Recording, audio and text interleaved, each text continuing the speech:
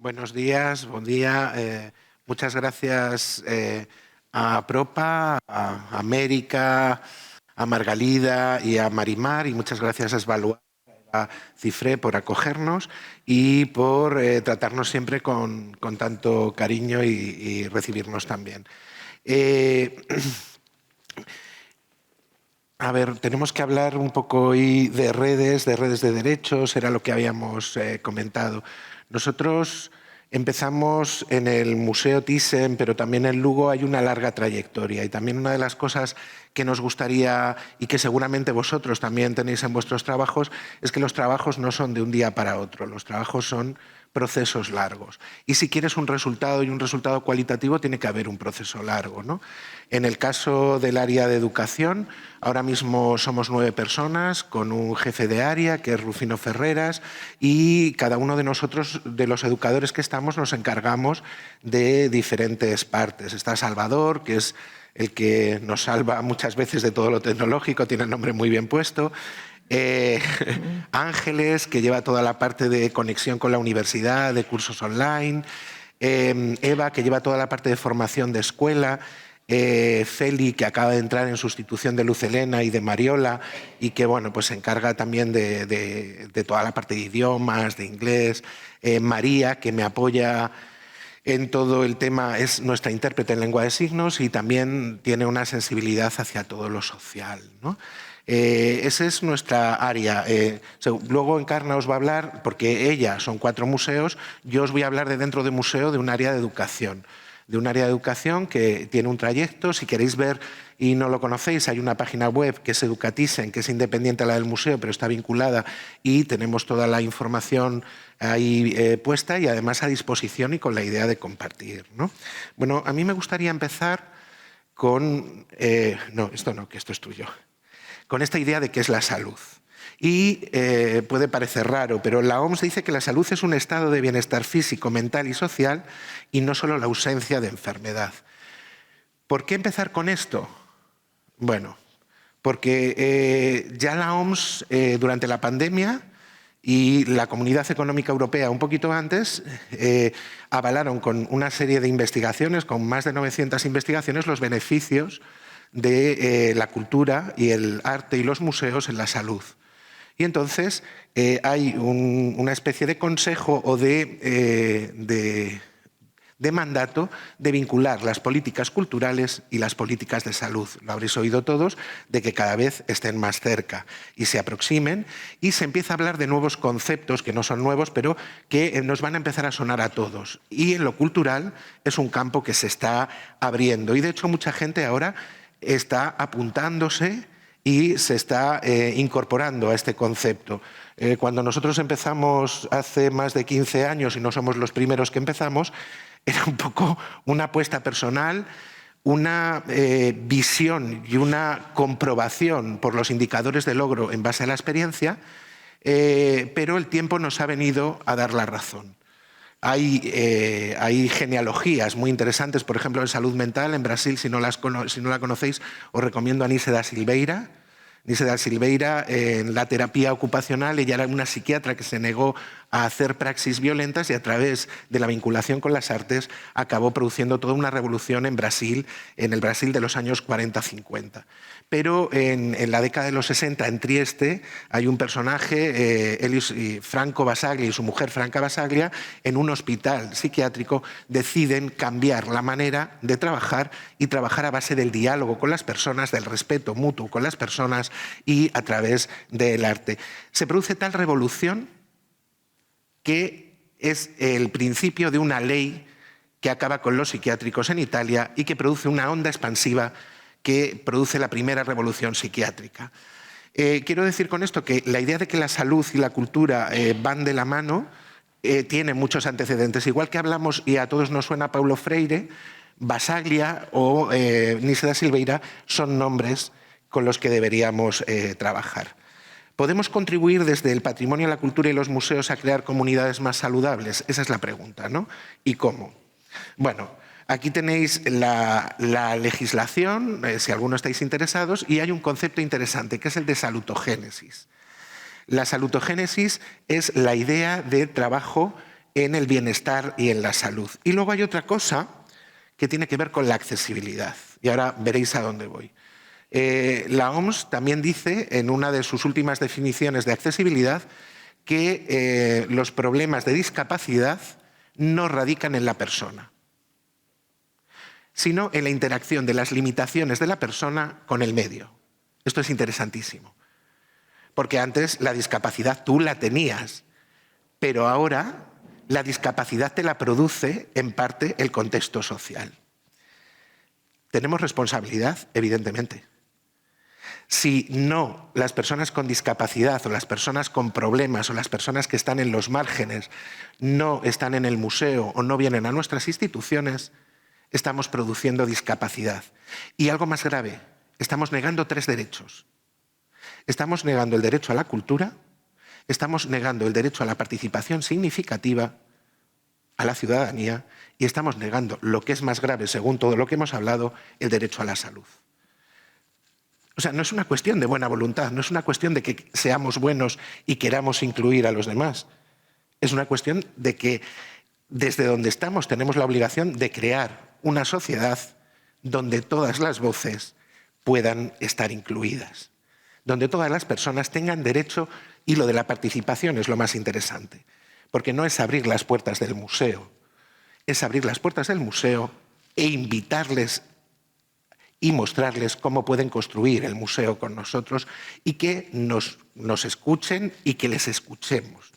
Esa sería nuestra responsabilidad. Bueno, aquí tenéis la definición exacta, que dice que es un fenómeno complejo que refleja la interacción entre las características del organismo humano y las características de la sociedad en la que vive.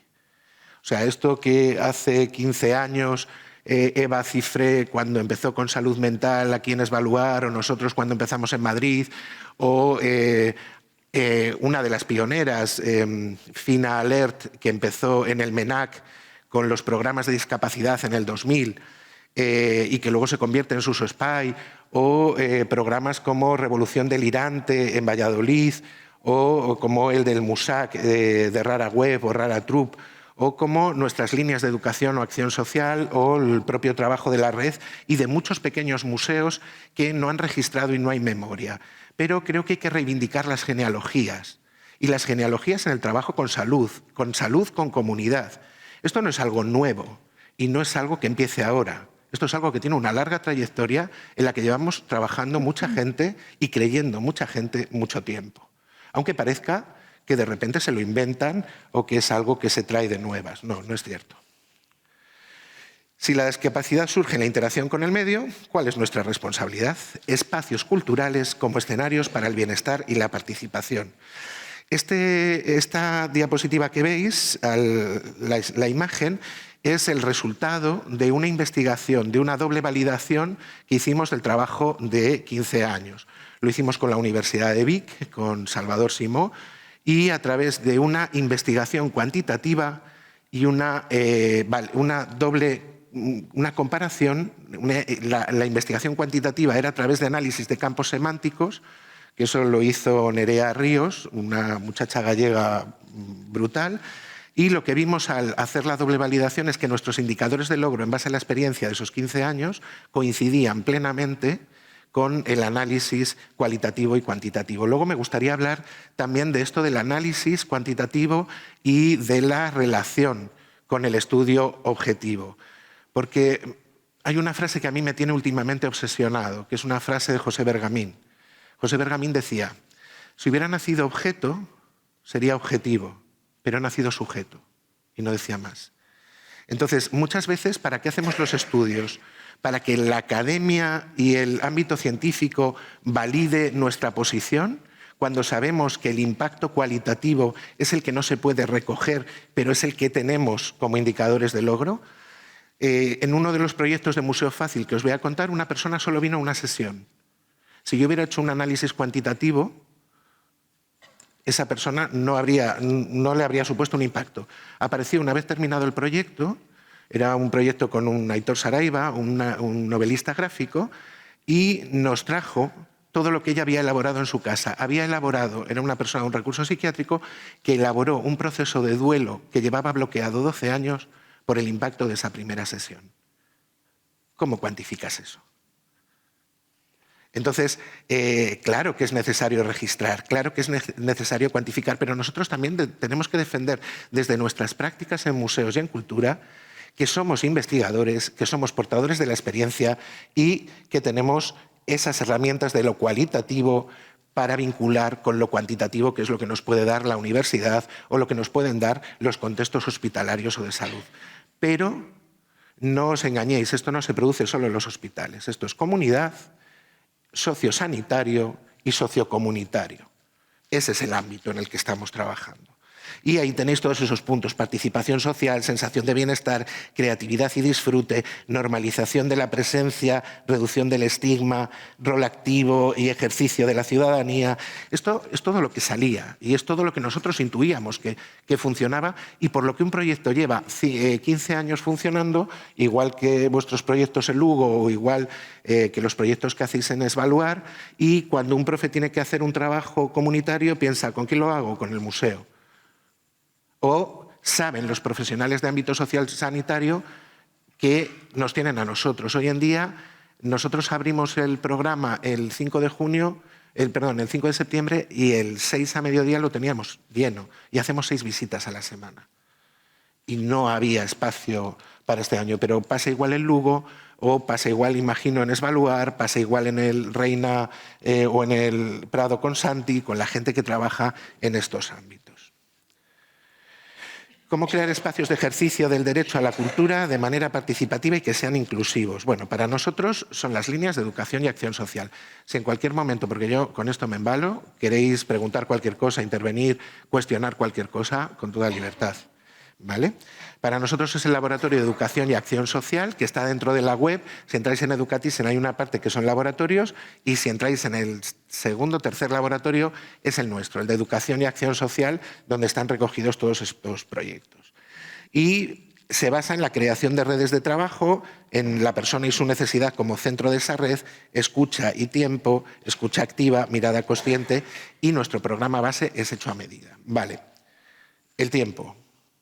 Tiempo es básico, y escuchar no es solo callarse. Esta discusión yo la tenía el otro día. Tú puedes estar hablando y estar escuchando, y los que sois educadores lo sabéis, tenéis esa mirada consciente. Tú puedes estar hablando y dando un contenido y sabes cómo se está sintiendo cada persona del grupo. Eso, la escucha activa implica callarse, pero como decía Mario Chagas la semana pasada, la conversación no empieza hasta que el segundo habla. O sea, no implica solo que te calles, implica que le prestes atención al que habla. Y la mirada consciente implica que sepas cómo se está sintiendo el otro, y implica profesionalmente que se calle tu voz. Ese enemigo siempre, el peor enemigo que vamos a tener siempre es esa vocecita que existe ahí. Y sabes que estás dominando tu trabajo profesional cuando la voz deja de decirte: lo estás haciendo mal, se están aburriendo, qué coñazo, mírale la cara. Cuando ni lo piensas y vas automáticamente, ¿no? Es como cuando ves cortar cebolla a un cocinero y dices: madre mía, no se cortan los dedos. Bueno, pero no te puedes toser tranquilamente, ¿eh? Pero toser es natural. Toser, bostezar y esas cosas son naturales. Bueno, el centro del trabajo, nosotros lo que descubrimos es que no es el objeto ni es el contenido de la colección. El centro del trabajo es la persona y sus necesidades. Y triangulamos entre el museo, la educación, la mediación y el profesional comunitario y sociosanitario. Los que trabajáis con la escuela sabéis que los profes son los aliados básicos. Pues nosotros, cuando nos planteamos este trabajo, dijimos: ¿quién tiene el vínculo con las comunidades? ¿Quién conoce a las personas? ¿Y quién nos puede orientar en las necesidades? Porque si no, me tengo que hacer un máster en todas las problemáticas de ámbito sociocomunitario y sanitario. No, es que hay profesionales que no están solo en el hospital. Hay profesionales que son terapeutas ocupacionales, neuropsicólogos, psicólogos, psiquiatras, rehabilitadores, educadores, integradores sociales. Toda esa gente que forma un tejido, que es el tejido de cuidado y el tejido que además están muy vinculados a la intervención, pero nosotros les podemos apoyar dándoles escenario y dándoles herramienta. Y es lo que los que estéis trabajando con esto, no os estoy contando nada nuevo, seguramente es lo que estáis haciendo desde hace tiempo. Quizá hecho a medida os lo pueda explicar mejor si el vídeo funciona. A ver.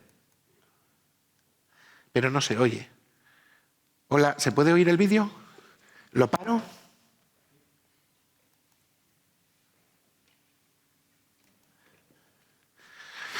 Esto ha sido una maldad mía que no os he avisado. Bueno, Hecho a Medida es el programa en el que trabajamos. ¿Y qué tiene de interesante Hecho a Medida? Que cuando nos planteamos cómo trabajar de manera participativa integrando, lo que diseñamos fue una estantería. Una estantería donde podías colocar cualquier tipo de libros, ¿no? Lo de la estantería es una metáfora, yo sé que, pero por si acaso. ¿Qué hacemos? Las dos herramientas básicas son el calendario y las sesiones previas de preparación. Toda visita tiene obligatoriamente una sesión previa de preparación donde antes venían al museo, pero desde la pandemia hemos descubierto la videoconferencia como método universal y entonces ya nadie viene al museo a preparar las actividades. Y en principio lo hacemos con los profesionales. Otras veces lo hacemos con los usuarios, si pueden, hasta llegar a modelos después de 15 años.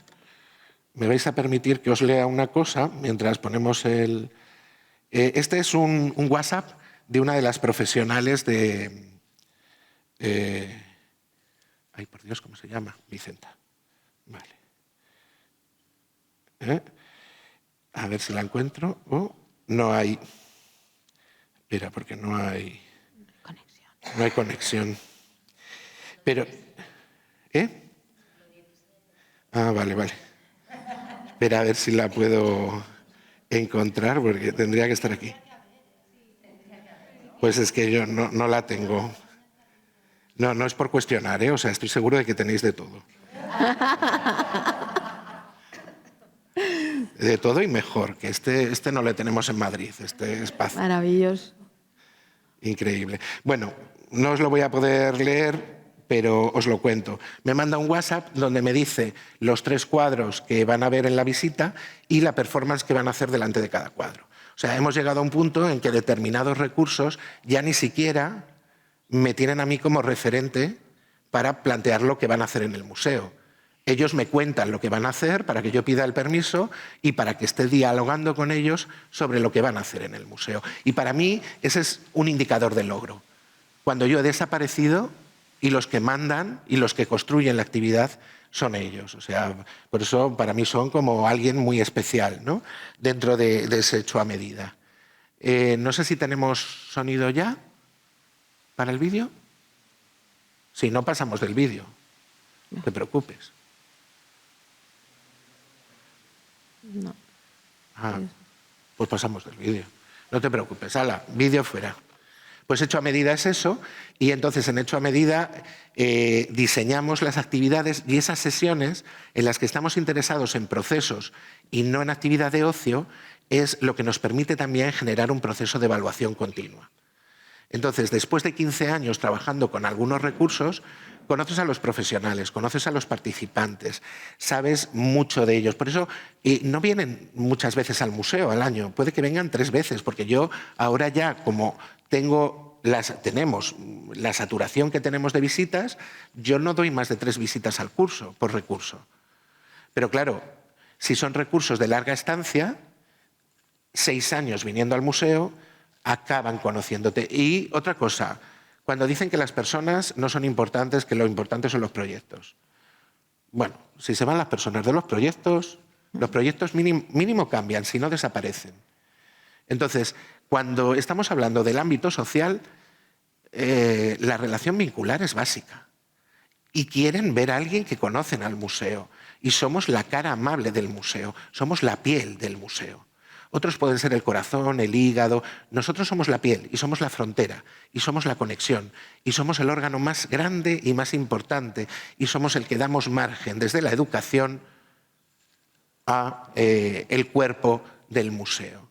Entonces, eso importante. Bueno, planteamientos.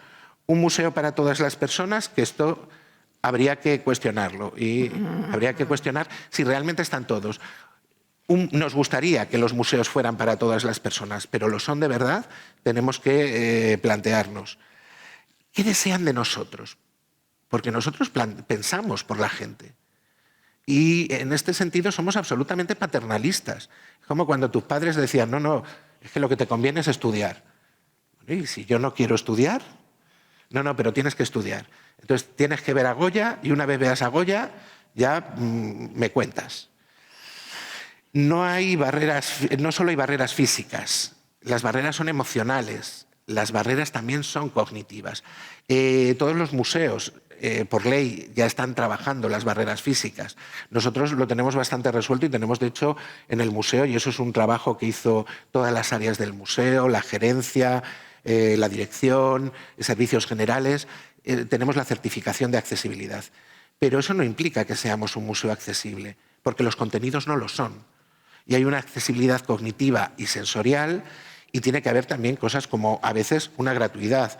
En este programa, por ejemplo, nosotros tenemos gratuidad gracias a un patrocinio a la Fundación Iberdrola España.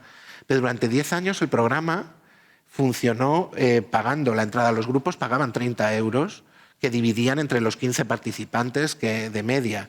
Y yo todavía me asombro de que sobreviviéramos 10 años en el ámbito social pidiendo 30 euros por visita. ¿Y por qué pedíamos 30 euros por visita? Porque las otras visitas son mucho más caras, era una visita adaptada. Porque cuando empezamos nos dimos cuenta que mucha gente de los recursos sociales y muchos profesionales que no eran con los que queríamos trabajar, lo que buscaban era una oferta de ocio gratuita. Entonces te decían, no, bueno, es que los de Disney me dan 600 entradas. Digo, ya, pero ese no es el trabajo que nosotros queremos hacer. Nosotros queremos que tú te impliques y que esto tenga una repercusión en el grupo de personas que vienen. Porque te decían, no, no, es que a mis chavales con discapacidad lo que más les gusta es Van Gogh. Igual el que quiere ver Van Gogh eres tú. Pero eso pasaba en la escuela, ¿no? Cuando de repente un aula de infantil de niños de 3 años o 4, y eso lo habréis vivido, dicen, no, no, no, es que quieren ver Miró. O te dicen, no, es que estamos trabajando el mito de la caverna. Que yo esa la he oído, ¿no? Niños de 5 años trabajando el mito de la caverna y... igual a la que le interesa que esos niños trabajen el mito de la caverna es a ti. Y ellos entenderán muchas cosas y se familiarizarán con Platón y será muy bonito, pero eso no es un interés de ellos, es un interés tuyo. Bueno, aprender a enseñar y a usar el museo. Venimos de... ¿Cuántos de vosotros vivís en el siglo XX? XXI, perdón. ¿Cuántos tenéis ideas del siglo XXI?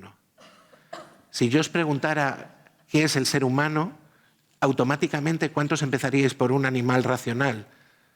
Son pensamientos o son ideas de antes de Cristo, del siglo V antes de Cristo. Y en la mayor parte de nuestros conceptos vivimos con ideas que no son de la contemporaneidad.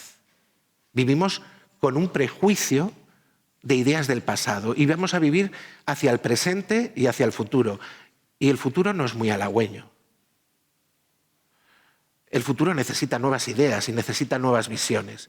Y el museo, en el museo hay un nombre, hay una función que es la de conservar. Está bien conservar, pero ¿hasta cuándo?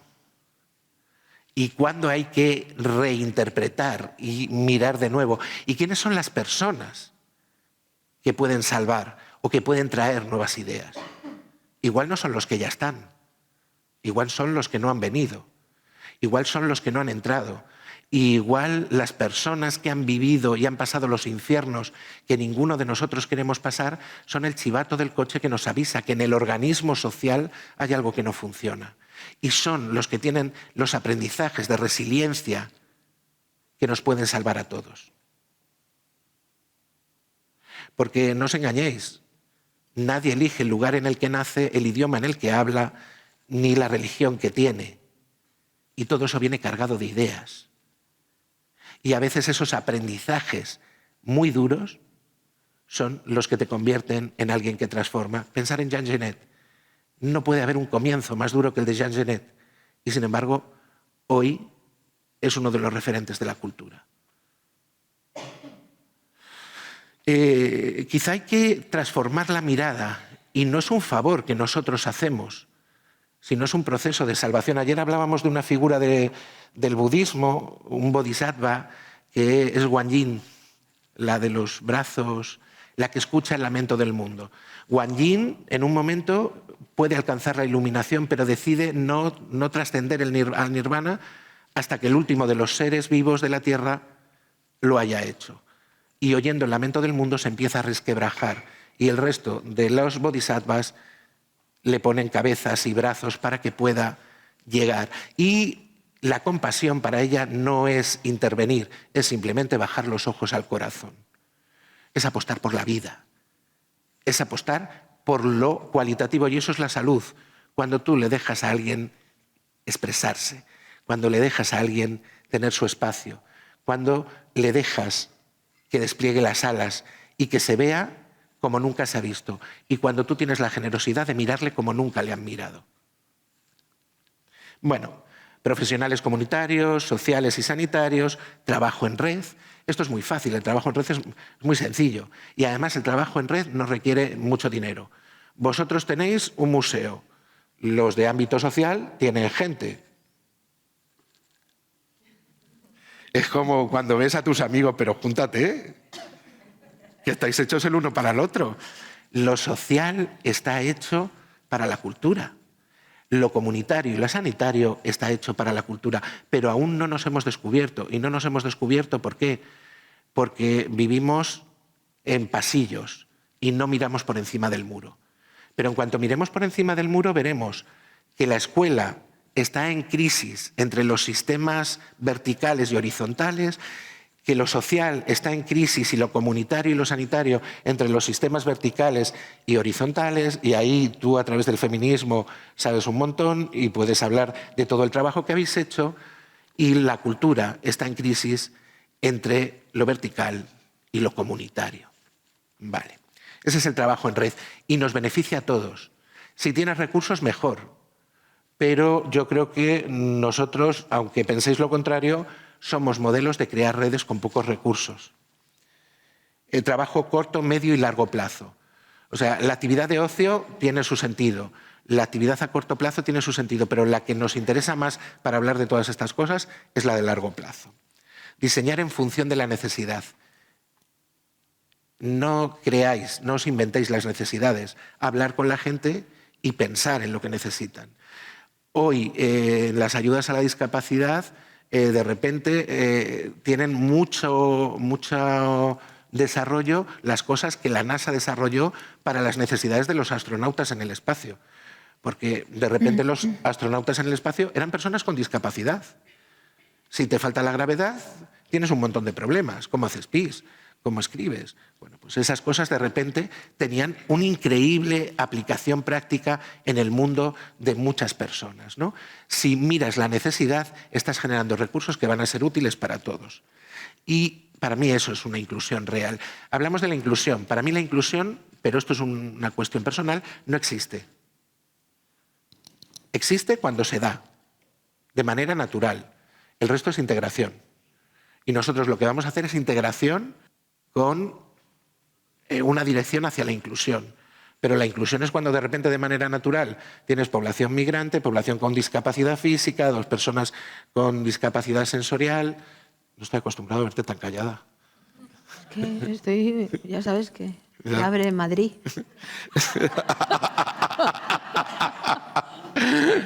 Ay, qué buena eres. Bueno, la hoja de ruta. Bueno, esto lo voy a pasar así, trabajar en muchos frentes, entender los contextos, lo posible en cada momento y cada contexto, acción, apertura, progresión, reflexión constante, asentar la integración en el museo, integración como tránsito a la inclusión. ¿Habéis comprado alguna vez un pez? Te lo dan en una bolsa y lo primero que te dicen es no lo sueltes en la pecera. ¿Qué tienes que hacer? Meter la bolsa dentro de la pecera hasta que el agua de la bolsa y la de la pecera están a la misma temperatura y luego lo sueltas. Abrimos los museos y decimos, somos inclusivos. No. Si la gente no sabe cómo usar el museo, ¿qué va a hacer? Es como si me abren una tienda de Serrano y me dicen, entra que puedes pasar. No, o sea, si no hay alguien que me pase, yo que no he entrado nunca voy a decir, no, yo ahí no, ese no es un lugar para mí. Y los museos suelen ser espacios que son poco amables, ¿no? Algunos sí, como el Museo Marítimo, el del Mar, que era una antigua escuela, pero otros son palacios o son espacios con mármol, que son fríos y que no son acogedores, ¿no? Bueno, la diversidad como patrimonio, entendemos la diversidad como un patrimonio. Y esto la diversidad, los idiomas, el patrimonio que es también la vivencia y el recuerdo de las personas. Cada vez que se muere una persona, se muere todo un patrimonio inmaterial con ella. Todo lo que ha vivido, todo lo que ha soñado, todas las referencias. Estamos perdiendo patrimonio constantemente. ¿Iríais a algún museo que tuviera 800 veces el mismo cuadro? ¿Pagaríais 12 euros por ver un museo con 800 cuadros iguales, exactos? Si en un museo lo que nos gusta es la diferencia y la diversidad, en la vida deberíamos entender que lo normal es ser diferente, que la normalidad es algo que no existe, que la diversidad es un patrimonio que nos enriquece y que el respeto nos debería unir, ¿no? Bueno, y el anclaje, el liderazgo de las personas. ¿Qué les queda? Y esto es algo que nos preocupa muchísimo. Tú haces un proyecto y lo estás utilizando como fachada institucional o realmente te estás preocupando de esa población. Porque queda muy bien ponerse las medallas de estamos trabajando en el ámbito social, estamos haciendo el bien universal, hay que huir, del bien hay que huir. Tú estás haciendo un trabajo para los otros y estás trabajando, pero esta idea de... es un derecho social, no es caridad. Y no es para sentirnos bien, es para que todos estemos ni siquiera en igualdad, porque la igualdad es una falacia, para que estemos en equidad. Y la equidad es un concepto muy diferente al de la igualdad. Y a veces la equidad es interseccional, que esto es algo que le preocupa mucho a Encarna, ¿no? Quiere decir que igual trabajando con mujeres descubro que en la población rural mayor los que tienen problemas no son las mujeres mayores, que están acostumbradas a socializar toda la vida, sino que ¿de quién me tengo que ocupar? De los hombres que una vez se pierden a sus mujeres y se quedan viudos, no saben socializar o no saben hacer vida.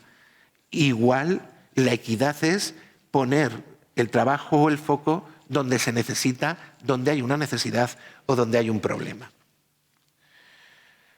Bueno, facilitar el acceso, nuestra labor, comprender las necesidades, entender los lenguajes de cada parte, una metodología flexible. Podemos desarrollar una programación estupenda, pero también tenemos que aprender que si estamos haciendo una escucha activa y una mirada consciente, nosotros podemos haber diseñado la megavisita y acabar haciendo bailes y danzas populares, porque es lo que el grupo te pide. Y en ese sentido tú también tienes que ser flexible. Da igual si no saben que el vidrio se hizo en el siglo XVIII o que esto es una naveta o un talayot. Da igual. Igual acabas jugando a vaqueros, pero si 3 meses después esa persona recuerda esa experiencia como algo significativo, ha vinculado con el patrimonio del lugar. Muchas veces en la visita no recuerdan al pintor de un cuadro, pero te vienen varios años después y te dicen, el del columpio. Está. O sea, yo tenía un profesor que siempre nos decía, cuidado con las palabras, porque las palabras son excluyentes y son elementos de poder. Y no es lo mismo decir los prolegómenos celtibéricos para una metafísica del futuro que lo que va a pasar mañana. Igual, lo que va a pasar mañana lo entendemos todos. Pero podéis hacer el ejercicio de coger algunas fichas de museo y pensar, ¿para quién están escritas? Bueno, persona como protagonista, desarrollar las colaboraciones, conocimientos, nuevas formas de trabajo y compartir con otros públicos. La idea de generar red siempre es compartir.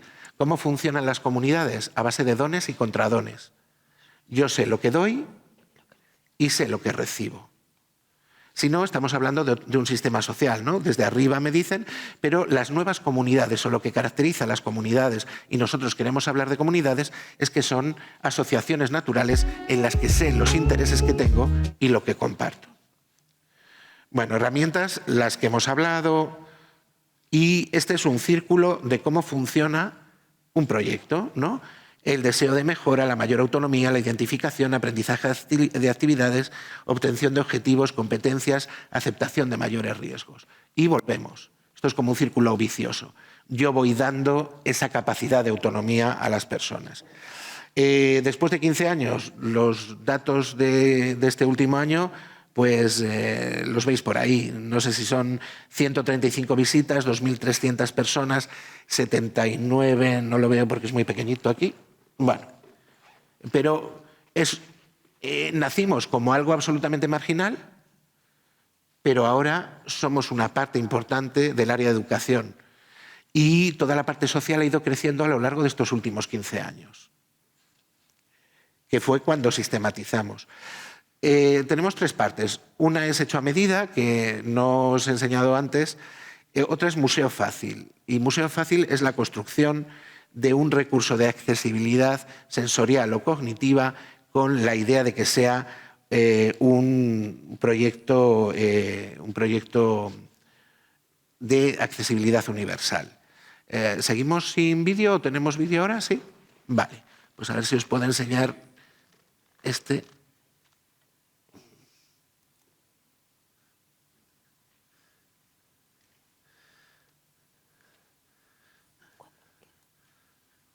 No sé. Pues creo que este no. Pero igual sí que os puedo enseñar el otro ahora. Ah, ¿ya? Pues ahora te paso el... No, Esperad un momento para que veáis lo que es hecho a medida. No. Bueno, imponderables de la técnica. No se oye. Nada, no pasa nada, pasamos de esto. Bueno, todo esto, como ya y pensábamos que nos iba a faltar tiempo, a sobrar tiempo.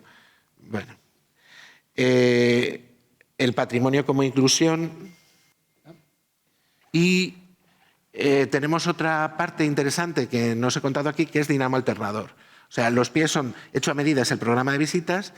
Museo Fácil es la construcción de materiales de accesibilidad cognitiva, un proyecto por año y vamos generando esa biblioteca. Y Dinamo Alternador, que es la formación para profesionales de ámbito social, sanitario y comunitario. Entonces ahí trabajamos con artistas y lo que generamos es red, que es un poco también lo que hacéis en APROPA cuando hacéis los cursos de formación, ¿no? Cosas que hay que evitar. Una es el Museo Ilustrado. Y el Museo Ilustrado, para nosotros, esto fue un... Todo para, pero sin. ¿No? Eso es la ilustración. Todo para, pero sin contar con. El peligro de pensar por el otro, que es lo mismo. La accesibilidad cosmética. Cuidado con esto. O sea, decimos que somos accesibles y lo somos de verdad. O sea, hay que dialogar, evaluar, pensar qué queda a las poblaciones de su participación, anclaje de las actividades. ¿Trabajamos para un público o lo usamos como fachada institucional? Estas son las preguntas que nosotros nos hicimos y con las que queríamos tener cuidado. La colonización, y ahora se habla mucho de decolonialidad, la otredad, la discriminación positiva, ¿no? O sea, el quiero tratar la migración y de repente te significo como migrante. O quiero tratar los problemas de racialización y racializo en el trabajo que estoy haciendo. Cuidado. Porque esos son los errores que todos cometemos al principio. Trabajamos del feminismo y de repente estás siendo absolutamente patriarcal y haciendo más planning. Y te paras y dices, o alguien, afortunadamente alguien te para, ¿no? Lo mejor es preguntar, lo mejor es consultar y contar con la gente que conoces. Estas cosas. ¿Y qué buscamos? La escucha, la participación, la cooperación, las simbiosis mutualistas. Esas simbiosis es en las que yo, lo que hablábamos de dones y contradones, yo doy y me ofrecen algo que nos beneficia a todos. No nos parasitan como institución, ni nosotros utilizamos a los otros. Buscar situaciones de equidad, no de igualdad, que ya lo habíamos hablado, la integración como paso a la inclusión y participación y el liderazgo, creación de recursos de diseño universal, durables, atractivos, que permitan deslocalizar el museo también y que permitan que yo pueda utilizar los materiales de Svaluar o vosotros podáis utilizar los materiales de Educatisen y que en lugares diferentes podamos generar esas redes, ¿no? Creación de redes multidimensionales en torno al patrimonio y ese concepto de salutogénesis, de salud. Nuevos relatos que se suman a los hegemónicos para redefinir el concepto de experto. ¿De dónde viene la palabra experto? De esperiri. ¿Y qué significa? El que tiene experiencia. ¿Y quién tiene más experiencia en su vida? Las personas. Así que, ¿quiénes son los expertos? Si estamos hablando de expertos en historia del arte, son los de historia del arte. Pero si estamos hablando en que queremos que la gente vincule con el patrimonio, tenemos que contar con ellos y con su experiencia y con su visión. Yo todavía recuerdo una exposición de Jerome donde las mujeres de la Ventilla que vinieron con Laura Rico, nada más mirar los cuadros de oración decían, eso está mal, porque no se colocan las alfombras para el rezo en una mezquita así, y Jerome se lo ha inventado. Ninguno de los conservadores sabía eso. Sabían que Jerome se inventaba cosas, pero ellas sabían explicar qué era lo que no funcionaba en los cuadros. El conocimiento es compartido. Hace poco Elvira Espejo nos hablaba de un concepto maravilloso, de la necesidad de trabajar con el idioma. Porque lo que para nosotros es fabricar una tela, en guaraní, en aymara o en quechua, la palabra que tienen ellos es crianza mutua. Y no es lo mismo fabricar un objeto que criar un objeto. ¿Recordáis lo de Bergamín? Si fuera objeto sería objetivo. Y es lo que hacemos muchas veces en nuestras instituciones, objetualizar. Y cuando objetualizamos y convertimos a las cosas y a las personas en números, les estamos desproveyendo de todo. Y se puede hacer lo que quieras con un objeto, pero no con un sujeto que tiene historia, memoria y concienciar de los privilegios epistémicos y de los saberes marginales. Vale, ¿qué es un privilegio epistémico? Pues de Galicia puede hablar Encarna, porque es gallega, tiene el privilegio epistémico de conocer lo que es ser gallega. Sobre las mujeres, ¿quién tiene el privilegio epistémico? Las mujeres. Sobre la situación penitenciaria, vale. Y los saberes marginales es entender y rescatar esos saberes a los que no les hemos dado valor. Y creo que eso es algo de lo que os va a hablar también Encarna, porque si hay un museo social en el entorno que nos rodea, para mí, es la Red Provincial de Museos de Lugo. Esta es una foto de Joana Palmeiro con un proyecto que es Justicia Museal y con una frase que compartimos, ¿no? Los cuidados también son cultura. Y no olvidemos que cultura viene de cultivo y viene de la tierra. Y en algún lugar hemos perdido el sentido básico y original de las palabras. Hay que volver a la raíz de la vida, ¿no? Hay que volver a la raíz de las cosas. Y la cultura no es esa alta y baja cultura. La cultura lo es absolutamente todo, lo que tiene que ver con el ser humano y lo que tiene que ver con su vida.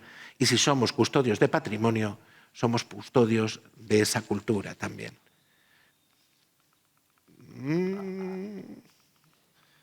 Perdonad, vamos a ir para atrás. Y luego, si hay tiempo, sí que me gustaría enseñaros. Si entráis en la página web, me gustaría que echarais un vistazo a un proyecto que es muy bonito y que da la medida de la red, que se llama Videosensaciones. ¿Vale? Videosensaciones no está en recursos, está en una parte que pone dentro del laboratorio historias. Y os dejo con Encarna Lago. Sí, sí. Yo sigo. ¿Qué te pasa? Somos como Pinipón, tú y yo. Madre mía. No, a ti. Muchas gracias. Muchas gracias y perdonar el rollo así. Bueno, buen día, Egunon. Empezó él porque hemos cambiado el orden, ¿no? O sea, estaba previsto que empezara y yo luego le dije, porque eso es de lo que venimos a hablar, ¿no? Y empezó dando las gracias, que desde luego que hago extensibles, porque sois un auténtico lujo a Propa. Representáis perfectamente lo que son tres mujeres con valores, con las que he tratado, que seguramente habrá más en todo lo que es la red de Apropa, ¿no?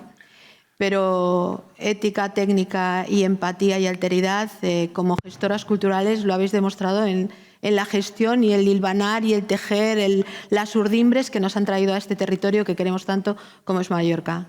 Eva, gracias por acogernos en tu casa, que ya hemos venido tantas veces y que estamos muy contentas de estar aquí. Yo vengo a hablaros de esto, que es de tu padre, ¿no? Sí. Y realmente, pues sí, ¿qué pinta una matrioska en esta charla?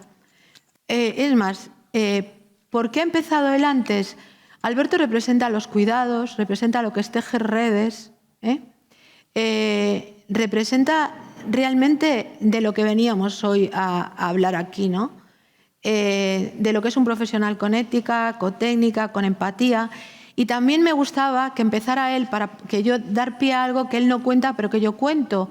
¿Qué es lo que representa ese museo? Que la gente habitualmente ve a una señora atada a unos árboles y a una imagen social que representa a la alta sociedad, pero no lo que ese museo desde la educación está haciendo con otros museos. Y nosotras, en nuestro museo, muchas de las cosas que hemos podido llevar a cabo ha sido precisamente gracias a Educatisen y a ese trabajo que se está haciendo, no solamente con pequeños museos en toda España, en todo el Estado español, sino en Hispanoamérica. Entonces, creo que la forma de tejer redes desde el cuidado es importante porque lo social no se visibiliza.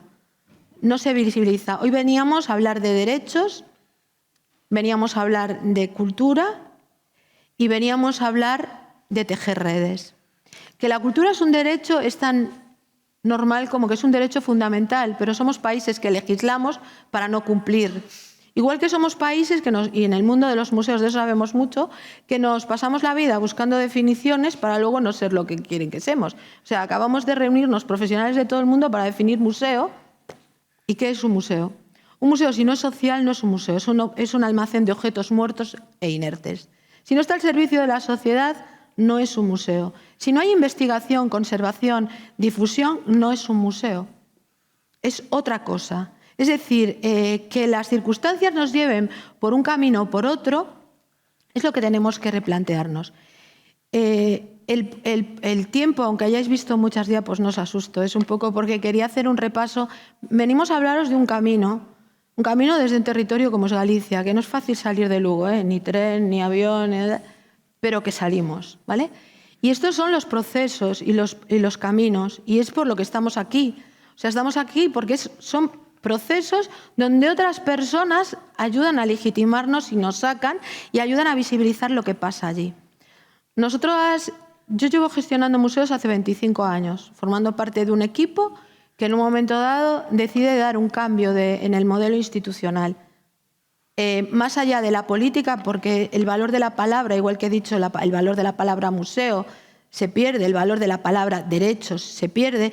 Tan es así que a pesar de todos los derechos que luego iremos enumerando que existen, veréis que necesitamos volver a insistir. Ahora mismo Canarias tiene una maravillosa ley de derechos culturales donde además pone por primera vez en el Estado español que el 2% del presupuesto del gobierno canario tiene que estar para proyectos culturales. Es un paso importantísimo. Antes fue Navarra.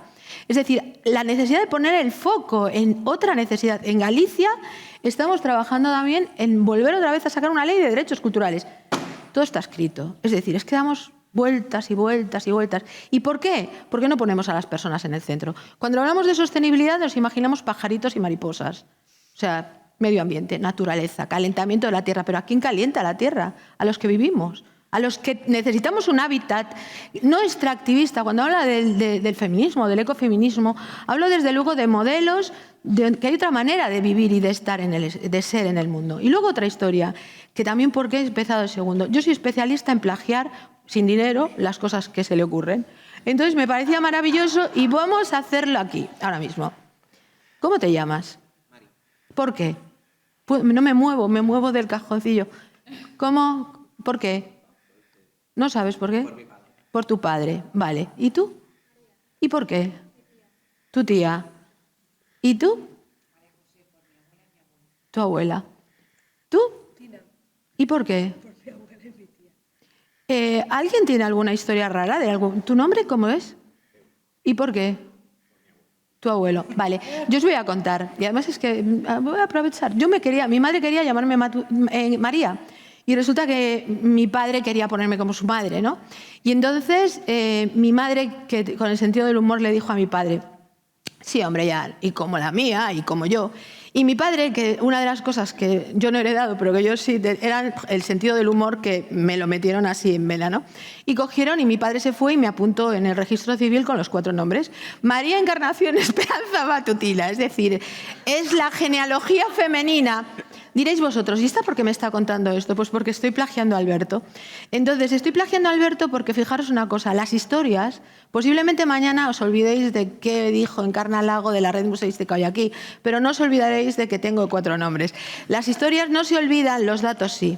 Entonces, creo que para hablar de derechos, de tejer redes y de cuidados, tenemos que tener las historias en el alma. Y los museos, cuando somos capaces de construir estas historias, poniendo el foco de dónde ha salido cada una de vuestras historias, tu abuela, tu abuelo, tal, eso es. Y otra de las cosas por las que estoy aquí es que estoy harta, porque vengo de la tierra del minifundio, de que las cuestiones sociales se miren con mirada minifundista. Ahora toca ciegos, el tema de salud mental sí, como global, pero es que volvemos a lo mismo. Es que estamos hablando de ¿qué pasa? ¿Qué podemos hacer? Hagámoslo. ¿Qué problemas tenemos como seres humanos? ¿Qué podemos hacer desde nuestro metro cuadrado? Desde el ámbito, el trabajador social, la persona que trabaja en un museo, la que está en una tienda, la que está cada uno de nuestro ámbito. ¿Cómo podemos hacer cuidar a las personas, hacer que las personas sean más felices? Ni más ni menos. Entonces, ¿cómo podemos tejer redes de complicidades, de dones y contradones para buscar el bienestar de las personas? Y además, constantemente, desde ese marco del cuestionarnos. Ya está bien de frases enunciativas, de eso sabemos mucho en el museo, de verdades absolutas y de datos que a nadie le importan. Porque cuando salen de esa institución, como lo único que hemos narrado son datos, porque no se tienen en cuenta tampoco las herramientas educativas, ni las estrategias de comunicación, ni todo lo que lleva consigo el que a alguien le pueda acercar y rozar y importar la institución, pues es que es así. Vosotros ahí y yo aquí. No. Entonces, la Matrioska tiene una... no dice, es que yo cuando me obsesiono, claro, soy muy vieja, voy a hacer 62 años. Estoy harta de esa mirada monofocal del mundo, estoy harta de minifundios, estoy harta de trabajar en una institución donde por una parte están el mundo de la investigación y por otro el de la conservación, por otro el de la educación y tal. Y es que como mundos están dentro de una institución. Pero si miro el mundo, me parece un poco lo mismo. Y cuando se trabajan estrategias sociales, pues es lo mismo. No somos conscientes, no somos capaces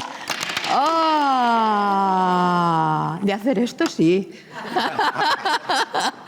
La he liado, pero aquí dentro hay... Ya lo he visto. Bueno, la historia es hacer arqueología de la persona, ¿no? De entender que cuando hablamos de temas sociales, estamos hablando de que dentro de nosotras hay distintas realidades y cada una de esas realidades es las que hay que tener en cuenta y que las instituciones han gastado muchísima energía en hacer rampas de cemento, ¿vale? Y en decir no tengo. Pero cosas que son de sentido común es escucharte. ¿Qué necesitas para que te pueda interesar lo que yo voy a contarte? ¿Por qué estás hoy aquí?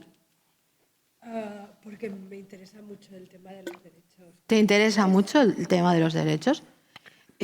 Habitualmente, los modelos de participación son tan cosméticos como a ti te interesan los derechos y yo me pongo a hablar de otra cosa. Quiero decir, pues habitualmente es eso, como si te pregunto, ¿cuál es tu plato preferido? Pues vas a comer caldo gallego, porque lo siento. Es decir, estas herramientas de participación real, es que incluso las metodologías que se siguen son así. En lo social, o sea, yo vengo a pincharos el globo. Es decir, no, ya está bien de la mirada monofocal de las desigualdades. Ya está bien de las desigualdades múltiples. Porque tampoco, es decir, ni se puede ir a lo monofocal ni se puede ir a las desigualdades múltiples. Ya está bien de la cosmética social en las instituciones culturales. Y para eso existe la ley y los derechos. Ya está bien, por una razón. Porque a veces durante muchos años el lema de los museos, claro, partíamos de una realidad, del museo como espacio de élite, ¿no?, donde el rigor científico estaba prohibido. Bueno, normalmente se confundía rigor científico con rigor mortis. Era lo más importante, ¿no? Entonces, el mausoleo y toda esta historia. Entonces, esa necesidad de ir evolucionando. La matrioska tiene el sentido del trabajo interseccional. Interseccional dentro de toda estructura. Esto es la red, es una red de construir redes. Se puede mirar desde distintos puntos de vista. Construir redes de personas interesadas.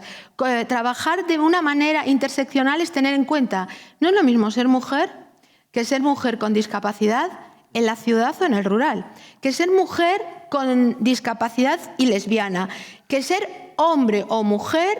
O sea, cada una de nuestras capas, entonces las estrategias que tenemos que llevar a cabo desde la institución realmente son muy diversas. Ese lema de museo para todos es una mentira. Lo que es para todos no es para nadie. Y que se lo digan a empresas de ropa. Es decir, por mucho que intenten meternos en una talla, es muy raro que a todo el mundo nos sirva la misma talla. No puede ser, no hay una figura de persona estándar en ninguna institución. Y esto es una cuestión. Los derechos son los que van a contemplar la diversidad, la escucha activa, lo que necesita, el contexto, el territorio, qué necesitamos en cada uno de esos espacios. Y ahí entra consigo todo. El tema de cómo podemos, qué estrategias vamos a tener. Yo no sé, nuestra comunidad autónoma somos la segunda comunidad que la gente más se suicida. Somos la segunda comunidad, la primera en el consumo de psicofármacos. Sin embargo, no tenemos atención médica, es decir, la atención es mínima, el número de, si te pones a mirar. Quiero decir, para eso sí que es importante lo del análisis de los datos, y esa es la interseccionalidad del trabajo. Interseccionalidad, interdisciplinaridad, tejer redes, es decir, tejer redes dentro de tu puesto de trabajo. No es normal que la persona que lleva igualdad sea uno, el que lleva asuntos sociales sea otro. Esto en cuanto a instituciones públicas, ¿vale? Y de derechos, es que lo que nosotros hacemos en la red no es porque a una iluminada, que lo soy, porque lo dice el nombre, ¿no?, lo de matutina, la luz, sino porque yo soy funcionaria, soy una servidora pública. Me pagáis con el dinero de todos y todas y todes, por mucho que moleste, lo vamos a poner de cualquier persona, y mi obligación es hacer que el servicio llegue. Y no me vale decir que puedo echarle la culpa a mi jefe, que sí, que le puedo que no tengo dinero, también, vale. Pero hay otras realidades que es nuestro día a día, y es el sentido de por qué estoy yo aquí. Es decir, hay que elegir en la vida, o sea, elegir en la vida en el sentido de ¿qué haces tú por tu metro cuadrado por el trabajo social? ¿Qué haces tú en el metro cuadrado por trabajar para que otras personas, el servicio que tú estés haciendo desde el ámbito privado, desde el ámbito público, esté ahí? Puede ser desde el activismo, puede ser en el día a día, desde la compañía, de tal. Bueno, entonces, ahora sí que... ¿El coso este? Lo tenías tú en la mano, ¿no? Ah, vale, sí. Bien. Museo, redes de derechos, cuidados y culturas. El concepto de cuidado, ¿no? Yo traía, lo que os vengo a hablar es de recetas, no para todos, sobre accesibilidad, inclusión, igualdad, sostenibilidad para una digestión patrimonial. Este título, bueno, pues tiene mucho que ver el no para todos, porque estoy harta ya del no para todos. Es decir, hay mucha gente que ya se autoexcluye, que entiende que la cultura que no es de élite, o cuando estamos dando acceso a las instituciones, lo que estamos haciendo es vulgarizar, ¿no? Entonces, bueno, a toda esa gente no le hablo. Si hay alguno, que se marche, ¿vale? Porque yo no soy predicadora, entonces me niego a convencer. La vida le convencerá. El mundo está dividido en dos: la gente de bien y el resto. Punto. Y luego, el concepto de digestión patrimonial es que yo creo, bueno, primero veréis lo de las palabras, el consenso y el disenso que tenemos que podíamos decir entre Alberto. Pero sí que a nivel de digestión, ¿sabes?, pueden ser digestiones pesadas. Esto, nosotras defendemos el Fijaros, después de la Segunda Guerra Mundial, bueno, sí hay gente de museos, pero los que no sean, pues lógicamente se protegió mucho los objetos por la desaparición de los objetos. Pero años después en Chile, pues, y en Portugal y en Brasil, pues nació un movimiento que se llama el Movimiento Internacional de la Nueva Museología, donde pone precisamente el foco en los derechos de las personas, acceder, o sea, que se había perdido la perspectiva de humanizar, de entender que esas piezas son testimonios humanos y convertirlas en lo que decían, objetos que de gran valor, pero un poco separar el concepto patrimonio y objeto de las personas. Bueno, pues el Movimiento Internacional de la Nueva Museología, MINOM, nace en 1985 en Portugal y yo es donde, como gestora, yo soy funcionaria desde hace 39 años. Entré en la institución de vigilante guía y antes había trabajado en un psiquiátrico en la misma, en la administración local. Digo esto porque sí que marcó mi vida a partir de entonces. O sea, siempre estuvo todo el material que se generaba en el provincial, pues lo mandábamos al psiquiátrico. A mí me parecía que tirar una lona pudiendo hacer carteras y bolsos, o sea, siempre ese interés. Y decía que en el MINOM fue donde yo me inspiro. Cuando conocimos a esa necesidad de formación, hablábamos de profesionales, tenemos que tener la ética, su valor individual, la técnica, estar constantemente aprendiendo, y fue gracias a esa necesidad de aprendizaje y de formación que yo necesitaba y mis compañeras y compañeros hicimos una adscripción y descripción de puestos de trabajo, qué somos, qué queremos ser y para qué estamos preparados. Queríamos ser esto, queríamos ser un museo social y para eso empezamos a traer profesionales de todo el mundo. De todo el mundo, hasta vino Amelia Arenas. No teníamos dinero. O sea, entender que tejiendo redes, hasta el Thyssen nos puso un apartamento 2 años. Es decir, vosotros cuando decís no tener dinero, yo he gestionado un museo con 1.000 euros al año. ¿Entendéis? Eso es no tener dinero, pero es tejer y buscar y tejer para que otros, ¿sabes? Pues una idea que era suya pero que se la convertimos en otra y tal, y así, bueno, vamos, quien dice esto es broma, pero de verdad que fueron redes de afecto. Y es que la hoja de ruta estaba aquí. Hace poco, bueno, en el Movimiento Internacional de la Nueva Museología, que os recomiendo que lo sigáis mirando porque, bueno, ahí en el último encuentro Lugo-Lisboa, cada X tiempo se hace un encuentro de profesionales que defienden la museología social y el último fue en Lugo.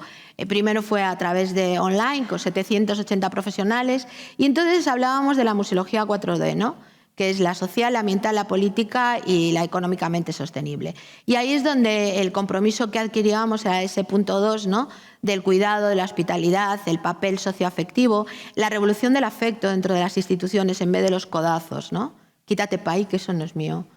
Quita para allí, que esto es que mi pieza, mi mundo, mi tesoro. Una museología innovadora, responsable, digna, rebelde, activa, reactiva y militante. Y luego el concepto de altermuseología de Pierre Maillan, que hablaba del acercamiento entre pueblos. La altermuseología es la que defiende la alteridad, porque la ética también es otra palabra secuestrada. Igual que, o sea, yo puedo presuponer, como la empatía, puedo presuponer que lo que quiere ella porque le interesan los derechos culturales, pero no, si no me pongo en su piel, no sé con nivel de precisión, no es suficiente. Ya aparte de la conversación es algo mucho más profundo, porque a ella puede interesarle algo, pero luego de la conversación a lo mejor dice, pues me interesa ahondar mucho más en otro tema. Es decir, esas son estrategias, ¿no? Luego el concepto del bienestar equitativo, las vías de colaboración entre agentes, el museo crítico, bueno, esto son siempre los interrogantes, ¿no? Antes, ahora y después. ¿Qué pasa? ¿Qué podemos hacer? Hagámoslo. Estoy harta de querer arreglar el mundo, pero ¿qué hacemos en nuestro día a día, no? Entonces, desde la praxis, a lo mejor no podemos hacer, pues 25 años después pensábamos que no podríamos hacer algo que luego se pudo llegar a hacer porque son trabajos de continuidad, que esa es la clave, ¿no? Y este es nuestro camino, el proceso. El acceso, la integración, la inclusión, la igualdad y la sostenibilidad, que es sostener la vida. Y todo eso esto es en nuestro camino, no es todo o nada. Es decir, no hay un acceso al 100%, no hay una integración al 100%, no hay inclusión al 100%, no hay una igualdad al 100%. Pero sí que si tenemos esta hoja de ruta de saber que son pasos en el cumplimiento de los derechos, el acceso te lleva a la participación. O sea, es todo... Está ahí, ¿no? Y había los viejos retos siempre en los viejos retos ya eran los mismos, las personas en el centro. Y en los nuevos retos sigue estando lo mismo. Una red, pero siempre desde la acción educativa. Y bueno, me parecía importante destacar esto. Los derechos culturales son un marco que nos permite ir más allá de la cultura como acceso y de la política cultural como proveedora de actividades. Y situar en el centro la cultura como un campo común de capacidades y necesidades que implican a todas las personas y en la cual la misión de la institución es facilitar y redistribuir su ejercicio. Os traje a Jazmín Beirak y os recomiendo, parece que estoy haciendo publicidad, yo creo que es lo máximo. O sea, bueno, pues ya está. Eso. Vale. Los museos como campo de transformación social y de profundización democrática. Y esto, claro, hace 25 años, cuando nos miraban y decían, pero esta quiere convertir el museo en un centro sociocultural. Se ha equivocado, está loca, porque claro, es que esta ¿qué vas a ver? Si esta no es conservadora. Esta viene aquí a vulgarizar la institución. Bueno, el acceso al patrimonio. Aquí os he traído unas fechas y unos derechos, pero un poco también se trata de poner el foco en que grupos de personas, colectivos de personas, momentos, constantemente los derechos están ahí y por eso es la importancia del metro cuadrado de cada uno desde nuestro ámbito, desde exigir y desde cumplir. Porque es esto de que ahí, exigir y cumplir. Detrás de un derecho hay una obligación. Está muy bien y creo que es importante que destaquemos esto. Porque a veces el derecho es que, si hablábamos del mundo de la discapacidad, el ciego tira para el ciego, el sordo para el sordo, tal. O sea, es que es un poco... Y alguien tiene que hacer esto. O sea, ¿qué es lo que en este momento está fuera, donde se están incumpliendo estos derechos y donde necesitamos poner el foco, ¿no? El derecho al patrimonio es un derecho fundamental. Y yo digo una cosa porque estamos hablando de que la falta de acceso al patrimonio, lo que estamos es quitando la libertad a las personas. Estamos coartando su libertad. Y bueno, la participación en la vida cultural, el acceso a la vida cultural y la contribución a la vida cultural es la contribución en la vida. O sea, creo que, bueno, estos somos nosotros, personas con organigramas, con edificios con problemas, desde un marco. Este es Samu, uno de nuestros niños que quería estar hoy aquí y os lo he traído, pues es uno de los niños que tiene un museo, que forma parte ya de la red. Recordar que es un museo y que es la acción educativa, que es el proceso de facilitar el aprendizaje o la adquisición de conocimientos, así como habilidades, valores, creencias y hábitos. A mí me parece importantísimo porque creo que mientras los museos estén privatizando una de las funciones fundamentales, y no digo porque no estoy yo en contra del sector privado, ojo, pero museos públicos no pueden privatizar la función fundamental del museo, que es la educación. No puedes tener hoy una persona de 3 horas como si fuera y mañana una de 2, porque requiere para el cumplimiento de los derechos conocer a la comunidad, conocer a las personas y no se puede seguir haciendo, o sea, lo que se está haciendo convirtiendo la función en un servicio, ¿vale? La función es función troncal en toda la institución. El museo o es educativo o no es museo, ¿vale? Entonces creo que es importante. Y la educación forma parte de nuestra red desde el momento en que nació nuestro primer museo. En el artículo número 1, primero de nuestro reglamento, en 1932, ya dice que nacemos con un carácter eminentemente educativo. Es decir, que no me he inventado nada, ya lo decían los que crearon el museo. Y luego todo lo que es la planificación educativa, el tener claro cuál es el contexto, o sea, la dimensión cultural, la técnica, la política, la dimensión social y la dimensión prospectiva. Ayer estábamos hablando, que estoy hasta las narices de que la palabra política esté también, como todo, el uso de las palabras, ¿no? No podemos renunciar a la palabra política porque haya políticos mediocres, porque la palabra política es personas, polis. Vale, entonces necesitamos volver a reivindicar que somos personas que nos relacionamos políticamente. Entonces, creo que, bueno, realizamos cambios desde la base, desde la propia institución, como herramienta facilitadora para los grandes cambios. ¿Qué hemos obtenido empleando la educación como vehículo para el cambio social? ¿Qué entendemos por valores? Una cosa importante, vínculo y valores. Los valores cambian. Nada más tenéis que ver alguna televisión durante un tiempo que yo creo que al final los borran la mente. Pero los principios no cambian, ¿vale? Esto es importante. Al igual que sucede con la educación, el carácter social de la red museística nació cuando nació su primer museo. En 1961 ya la UNESCO y el director manda, en aquel momento trabajaban 4 personas y ya recomienda que el museo tenía que ser accesible. Tardó 50... bueno, venga. Los valores, estos son puntos que creo que también me parecía importante a la hora de tejer redes con iguales, con diversos, lo de dones y contradones, ¿no? Son cambiantes, son susceptibles de modificación, son frágiles y vulnerables, son numerosos y diversos. Ojo con quién os asociéis. Nosotros gestionamos con el tercer sector, ¿vale? Pero no todo vale. Ahora mismo 3 personas y su primo ya tienen una asociación. Y nosotros como institución pública tenemos que saber, desde las buenas praxis, con quién nos estamos relacionando. Creo que es muy importante, o sea, tejer redes sí, pero no a todo precio. Ojo, y el cumplimiento de la ley y de los derechos tiene que estar en base a cuándo te relacionas, con quién te relacionas, ¿no? Las redes de valores, vínculos, red de valores, el instrumental, el económico, el formal, el histórico, el simbólico, el estético, social, identitario, relacional, comunicativo, educativo, documental, espiritual, ideológico, emotivo. Es la red de valores, en base a esto nos entendemos, tendemos a generar redes, o sea, en base a que conectamos de esta manera, ¿no? Tenemos algo en común. Y la responsabilidad social y nuestros valores sociales y comunitarios nos lleva a generar cambios. Volvemos, ¿qué, cómo, cuándo? Programar con la comunidad es conocerse, saber cómo se comunica, cómo siente y cómo actúa. Porque parece que la comunidad es un hecho abstracto. La comunidad son personas. Y hay comunidades múltiples, ¿no? Y bueno, ¿qué hemos hecho? Esto, ¿cómo lo hemos hecho?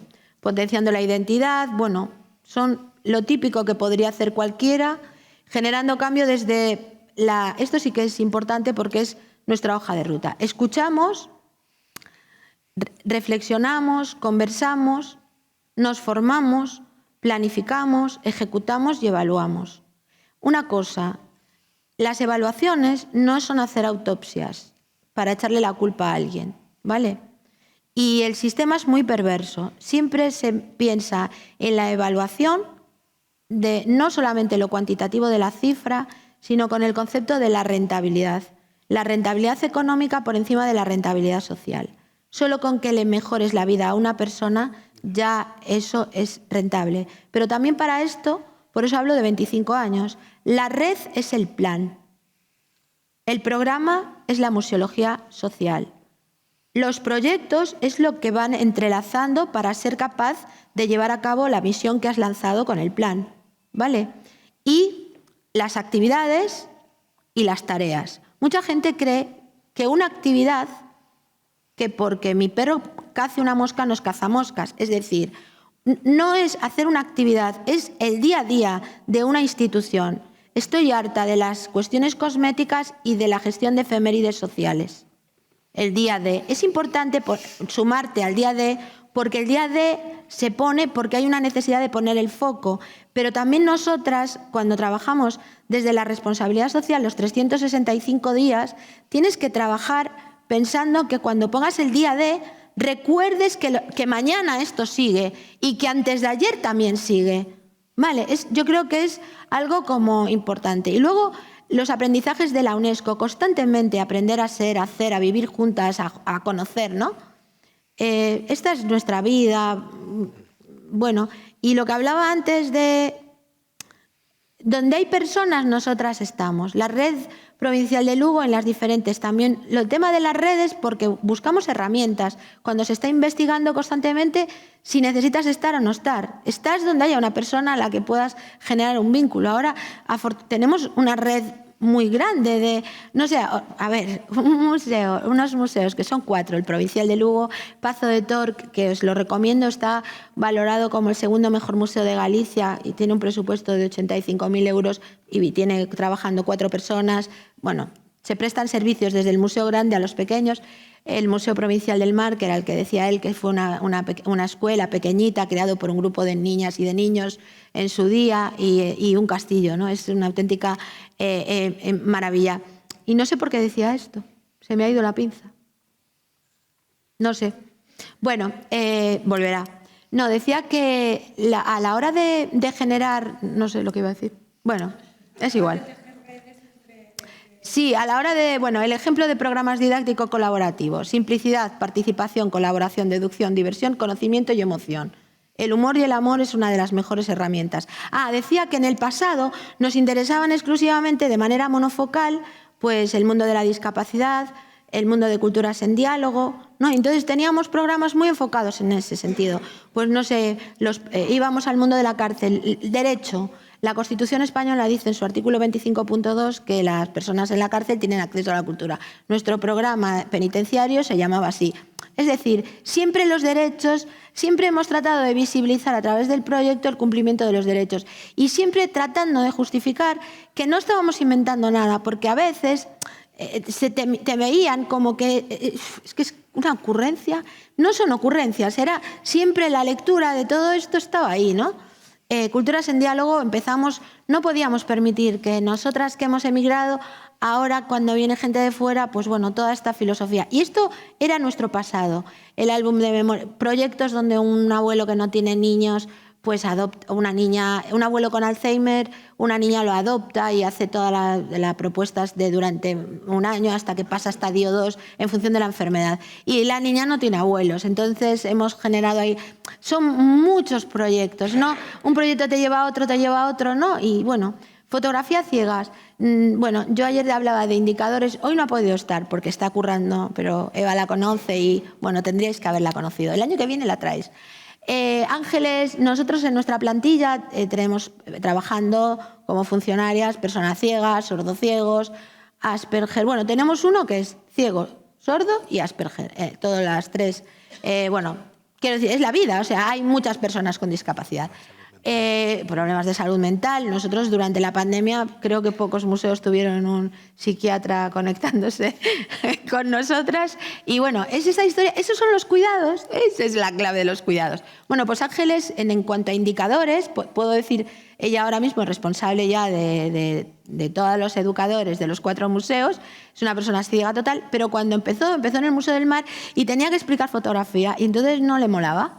Que yo, es que a mí la fotografía, o sea, saca el número 1 la oposición y luego me viene con el rollo de que ella que la fotografía. En la adaptación del puesto digo, bueno, esto como la verdura, cuando los niños no la quieren comer y la conviertes en espaguetis. Se comen los espaguetis de verdura. Y buscamos un grupo de fotógrafos para que empezara a hacer un proyecto de fotografía para que, bueno, viera que era una construcción mental, social y tal. Y claro, siempre el tema de la sostenibilidad del proyecto. De paso que se hacía para ella, pues se hizo para más personas ciegas, pero buscábamos también que fuera un perfil muy diverso, es de gente con 2 carreras universitarias y gente analfabeta, gente muy joven y gente mayor. Era decir, al principio eran todos ciegos y los artistas y las artistas, ¿no? Junto con los trabajadores, trabajadoras sociales que ayudaron, bueno, terapeutas antes en el primer fase. Son 13 años de proyecto y el proyecto ahora ya es de todas y de todos. Entonces ahora en esta fase, 13 años después, fotografía ciegas, ¿cómo se llaman los patinados? Skate, ¿no? Skaters. Bueno, la próxima edición de Fotografía Ciegas lo imparte un skater que va a hablar precisamente uno de ellos. La palabreja. Son varios talleres y el reto es un homenaje a los que han conseguido cosas que parecían imposibles, pero también a lo largo de la historia, investigando sobre la historia de nuestra provincia y de nuestros ciegos, pues Ocego dos Villares, o sea, músicos, ¿sabes? Y haciendo un homenaje incluso a ciegos que murieron y que iban por nuestras ferias y tal. Bueno, esto es nuestro pasado, nuestra hoja de ruta, pasado, presente y futuro, las personas en el centro. Y aquí me gustaría que, bueno, estas historias que para poder conseguir algo, ¿no? Conocer es comprender. Comprender es respetar. Respetar es valorar. Valorar es sensibilizar. Sensibilizar es cuidar. Cuidar supone disfrutar. Disfrutar es transmitir. Transmitir es patrimonializar.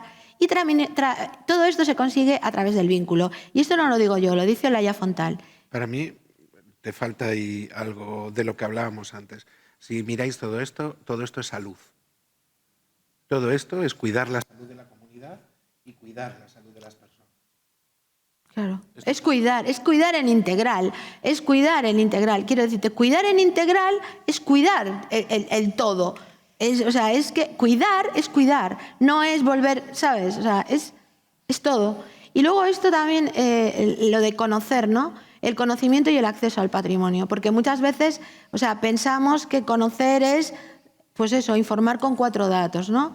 Los saberes son conceptuales, procedimentales, actitudinales y experienciales. Para poder tener acceso al patrimonio y las vías de acceso, los sentidos, la cognición, la emoción y las experiencias. Otra vez es esto, ¿vale? Y luego los procedimientos de integración, de recepción, la interacción, ¿vale? Y nuestro presente. En la cultura wayuu existe la figura del palabrero, que es el que media en un conflicto. Yo creo que para tejer redes tenéis que tener en cuenta algo como que es gestionar los conflictos. La educación nos educa para el consenso. Luego ya veis lo que pasa, no somos capaces de, cuando hay un conflicto, que mal lo sabemos gestionar, porque no se nos está educando, ¿no? Entonces creo que la red, trabajamos eso, esa figura del palabrero de la cultura wayuu. Y en nuestro presente pues avanzamos de la raíz a la red, porque haciendo redes somos más fuertes. Creo que vamos muy mal de tiempo, ¿no?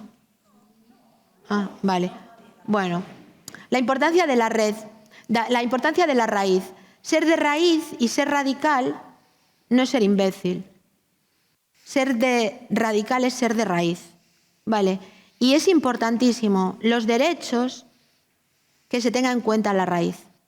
Porque en el cumplimiento de los derechos, y ahí voy a lo que es la equidad, muchas veces pues pretenden que tienen que analizar el contexto, escuchar a las personas que habitan ese territorio, porque hay mucho conocimiento y mucha sabiduría, que es el mayor grado de conocimiento que se ha perdido. Hay que desacelerar, hay que reflexionar, hay que escuchar y hay que reenfocar, porque si yo os preguntara a todos cuál es el problema, siempre es que no tenemos tiempo. Es que no tenemos tiempo. Yo escribo unos correos que si me vierais os muere de risa. Primero porque no veo un burro a 3 pasos. Segundo, a veces pierdo la gafa. Entonces quiero contestar al momento y escribo como una palabra y luego digo, ay, perdón, que no sé qué, pero además que parece que gruña. Y gruño, pero no por correo, por no tiempo. Hay que cuestionar, reformular y transformar. Cuestionar todo. Hay que cuestionarlo todo. Es más, yo digo una cosa, cuando a veces te dicen, es que sois un claro ejemplo de éxito que... Pero mirad el mundo, ni de broma. Los premios te sirven de visibilizar y para luego ir a decirle dame algo. Pero no, nada más. O sea, es importantísimo. Si queremos, el que inventó la rueda no se imaginó que podríamos ir hoy poder hacer viajes, ¿no? por el espacio. Es decir, ¿sabéis? Murió de éxito, pero después de la rueda hubo vida. Las amenazas, la enfermedad, por eso el tema de la salud, ¿vale? La pobreza y las desigualdades. Esto es donde pone el foco los derechos. Y las oportunidades, repensar la función social y la función educativa. Más allá de los recursos económicos, es fundamental saber escuchar, acompañar y aconsejar, de forma asertiva, respetando los pensamientos de las otras, a la vez que se defienden los propios. Son valores clave, especialmente en los momentos de incertidumbre.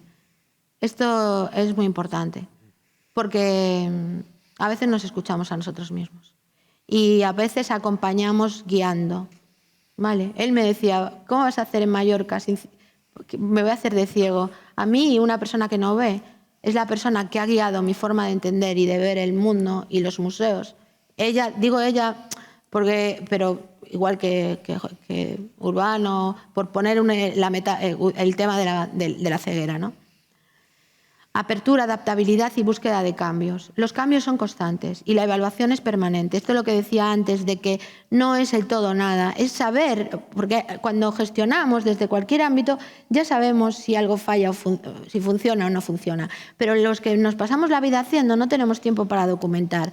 Y es muy importante que paremos y documentemos. Aunque solo sea coger 4 ideas, ¿sabéis? Porque si no, para que luego que otras personas no puedan ayudar a cometer, y lo digo yo que soy experta en cometer errores, y eso que dije, que quiero hacer una jornada hablando de errores, pero ya os digo que al enemigo ni agua, porque si decís el error después te enfocan y te disparan ahí. Pero hay muchos errores de los que podíamos aprender, hablando en broma, la búsqueda de cambios, los formatos, los temas, los métodos, los tecnoentornos, porque también lo mismo, trabajamos la eliminación de barreras con rampas, pero luego, sin embargo, vamos a ver nuestras webs o nuestros servicios y vemos los hipervínculos, cómo está la cantidad de personas que no tienen acceso a todo eso y que tendrán que esperar otra vez 80 años a volver a que se cumplan los derechos? Los derechos son integrales, es en el todo de la persona, en todo y en el todo como esa persona, el derecho a la participación en cualquier contexto, ¿no?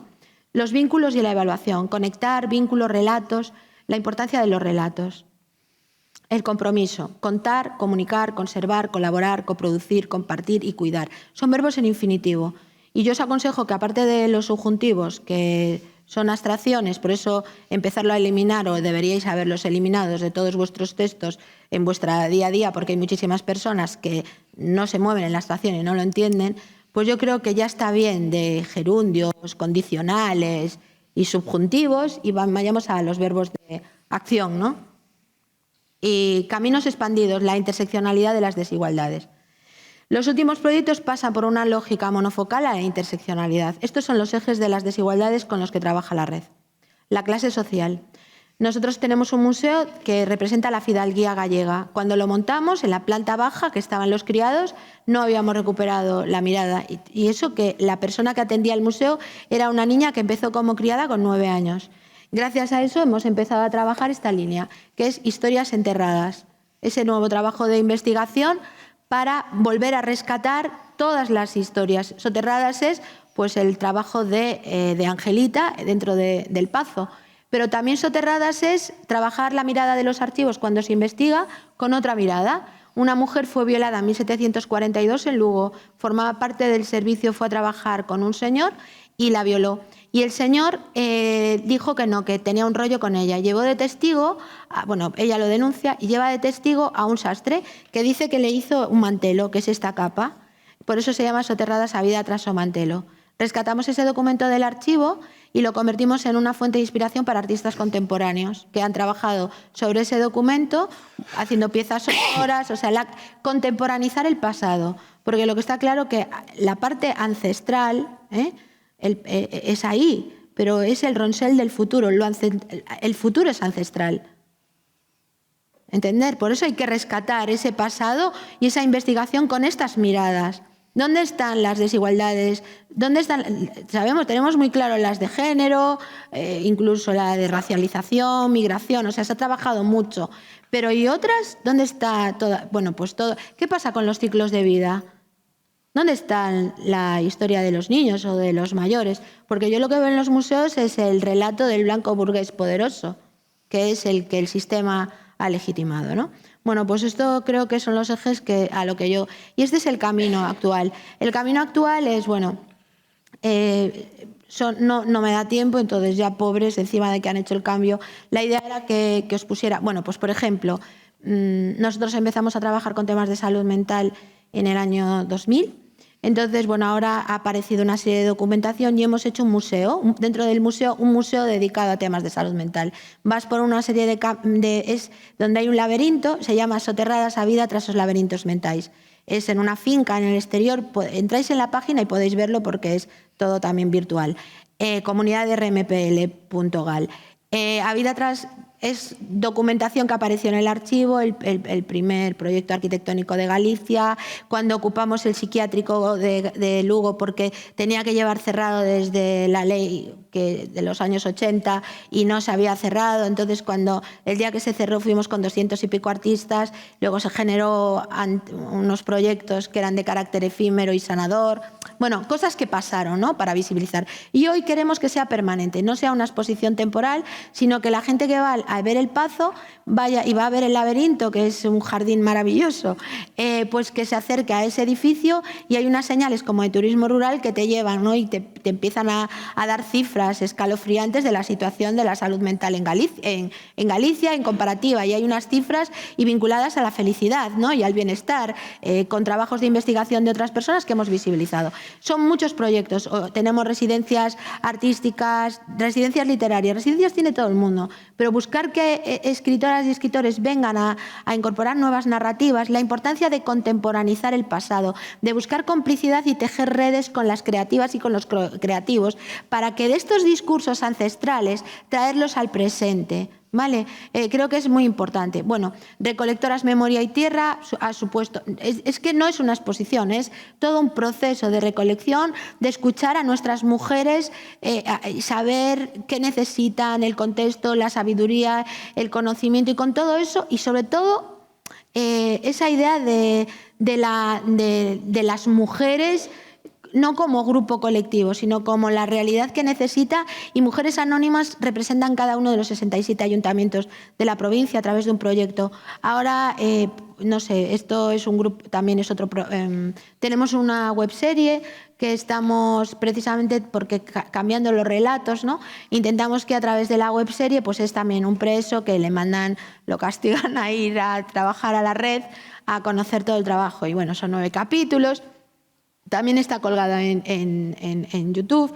Estamos en este momento haciendo una cartografía territorial de las mujeres con discapacidad en nuestro rural. Facémonos escuitar también es en base al grupo de investigación Indaga, sumado con varias universidades, pues hemos hecho visibilizando a la comunidad LGTBIQ de toda la provincia, y hemos hecho también pues una aplicación generando los espacios y recuperando las historias para situar todos los problemas que había, incluso los locales que se cerraron, la vida, ¿no? La vida. O en Friol-Lembra, pues también hicimos una app. Cuando llegas al pueblecito, a Friol, en vez de salirte a la iglesia, que también te sale, pues te sale Merceditas, que fue la primera telefonista y la primera que llevó pantalones, lo que quisieron encontrar y crear. Entonces ha hecho una app y es muy chuli porque estos son pueblos muy pequeñitos, que tienen 200 habitantes, pero se sienten súper protagonistas de todos estos proyectos, ¿no? El hecho de que el Premio Nacional de Poesía, que es Yolanda Castaño, haya estado de residencia antes de tener el premio, claro, o María Sánchez, pues es que ellas conviven con nuestra comunidad, con la gente de nuestros 67 ayuntamientos, y en base a eso van generando otro tema de proyectos. Y luego da Terra Semente, da Semente Terra. Nosotros no tenemos muchos problemas con las políticas agrarias comunitarias, nos hacía falta poner el foco, pues artistas contemporáneos también, bueno, tendría que estar muchísimas horas. Aquí tenéis Proximidades Junjana, que es un proyecto de migración, que también pasa lo mismo. Siempre son los discursos de poder. A mí me encanta cuando las mujeres artistas, que apuestas por ellas, ¿no? Nosotros hemos hecho, creo que más de 1.150 exposiciones, pero cuando tú llevas mujeres artistas al Thyssen, con el tiempo te borran de su currículum a Lugo y solo ponen el Thyssen. Vale. Es triste, pero ojo que te digo, las desigualdades al final se trabaja como el patriarcado. ¿Sabes? Es importante que el referente siempre es el poder, y el poder de que tiene más dinero, de que tiene... ¿Sabes? Tenemos que hacérnoslo mirar. Cuando tú reclamas un derecho de acceso y cuando lo tienes, no te pases al bando oscuro. No es que seáis vosotros el oscuro, pero... Pero que no. No, pero no sé si lo entendéis, y a mí me causa mucho dolor porque lo que no se nombra no existe. Y cuando alguien ha hecho tanto por visibilizar lo que nadie visibilizaba y generar nuevos relatos, que alguien al que tú has visibilizado luego te borre, es como volver otra vez a tener que empezar, ¿no? Bueno, con Proximidades Junjana pasa esto. Se ha hecho mucho trabajo de investigación sobre los éxodos y las migraciones, pero a las mujeres del siglo XXI que marcharon a Barcelona nadie las ha visibilizado, porque se iban a trabajar de criadas. Entonces hemos hecho Rescatando Historias de Vida, son sus maletas, y además este proyecto, que primero ha sido con una convocatoria, bueno, es un proceso muy largo porque todo lo que hemos hecho ha sido el mismo viaje que han hecho ellas, y hemos hecho el formato para que el proyecto saliera de su aldea. Aldeas con 3 casas. Hemos ido estas señoras están muertas, muchas, algunas no. Hemos ido a su aldea con el formato y han llegado a Barcelona en el Shanghái, que era el tren y tal. Bueno, aquí... A ver, espérate. Tenemos un programa también de cuidados, vulnerabilidades y dependencias, y Onoso Ereo vuelve a casa. Es la historia también de desigualdades de ciclos de vida de un niño que fue uno de los que llevó la vacuna a América. Es un niño, un expósito, que nace al lado de un museo, que se traslada a Santiago y que tampoco forma parte del patrimonio lucense. Nadie sabía que ese niño tenía un vínculo. Bueno, hemos recuperado sus historias. Y ahora, en Ya, estamos con un proyecto muy chulo que es Mulleres nas, Mulleres das Aldeas, que es un proyecto de denuncia sobre toda la ley de migración. ¿Vale? Es decir, Galicia está siendo cuidada por mujeres migrantes que no tienen papeles y que no se les puede hacer un contrato por la actual ley. Entonces son sagas familiares. Lo que hacemos es que un artista que se llama Carmen Porteiro está recorriendo toda la provincia con el problema que tienen de que no quieren dar la cara porque tienen miedo, ¿no? Entonces lo que hacemos es que estamos haciendo arqueología en el sentido del dato, de buscar toda esa saga familiar y al final ellas forman parte de la foto final de familia porque las estamos visibilizando para el futuro, para que lo que el sistema borra, nosotras vamos a visibilizarlo. 278,81 es el nivel de envejecimiento de Lugo. Es un programa que nosotros le hemos tachado envejecimiento y le llamamos sabiduría. Es el 278,81 de sabiduría que no se aprovecha y porque ni en las tradiciones, ni en saber cómo se vive y cómo se cosecha, la cantidad de cosas que tiene que aportar. Entonces estamos ahí trabajando y es una pasada. Bueno, es que esto te cambia la vida. ¿Cómo no vamos a tener alegría y humor? Y luego este de conservas de memoria, también muy chulo, porque también es que empezó con un tema y es el mundo de las conserveras, que también pasaba lo mismo, ¿no? Estaban dadas de alta, trabajaban 2 horas y hay un montón de historias vinculadas a ellas, vinculadas con qué pasó, bueno, todas estas que además se sienten súper bien. Historia de futuro. Este es un proyecto de Pamen Pereira, que ha venido a hacer un proyecto artístico con Che Marchesi, contemporaneizando y legitimando la historia de Soterradas, esas habitaciones que ocupaba esa niña, donde dormía. Bueno, es una pasada, es una maravilla. ¿Y hacia dónde vamos? Caminamos hacia nuevos modelos de museos más participativos, empáticos y sostenibles. Los nuevos retos siguen siendo los primeros, los del principio, personas en el centro. Estamos ahora con evaluaciones, mucho más concursos de evaluación para evaluar lo que hacemos. El año pasado tuvimos este curso de estrategias digitales en la museología social, en el que se matricularon 494 personas. Nuestra red con Latinoamérica y con Portugal es increíble, o sea, nos movemos en esa...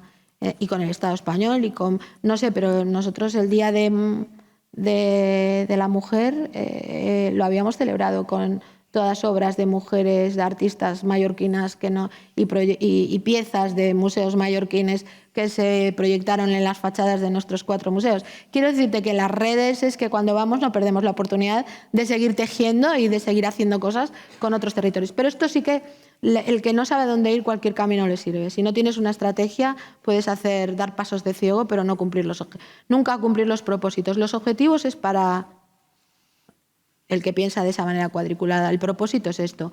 ¿Por qué evaluamos? Y ahora mismo estamos a evaluar para ser sostenibles, con un diseño y implementación de un plan de evaluación en museología social. Necesitábamos tener en cuenta estos consejos, ¿no? Que para programar fomentando el bienestar en los museos y cumplir los derechos de los que antes hablábamos, hay que trabajar en equipo, hay que integrar la salud y el bienestar organizativo, hay que considerar la sostenibilidad, hay que responder a las sostenibilidades locales. No se puede hablar de sostenibilidad y luego, pues nada, compro mi manera de cómo me relaciono administrativamente también. Y adoptar un enfoque basado en los recursos disponibles.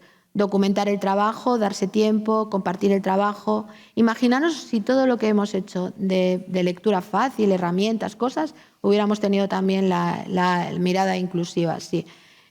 Documentar el trabajo, lo que comentábamos antes, que es fundamental, darse tiempo y compartir el trabajo, que es por lo que estamos aquí. Yo me tengo que operar y he aplazado la operación, os lo juro, porque hoy quería estar aquí. Porque el año pasado la salud no me dejó estar y por encima de todo es que yo sé que formáis parte de nuestro banco de peces, que también se lo he plagiado aquí el amigo.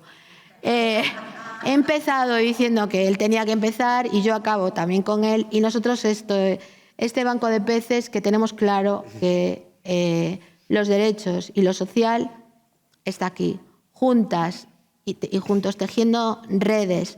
Sabemos que nos podemos defender de un sistema que cada vez es más perverso, donde lo único que interesa es el precio. Las personas tenemos valores, no precio. Así que os invitamos en Lugo y en Madrid.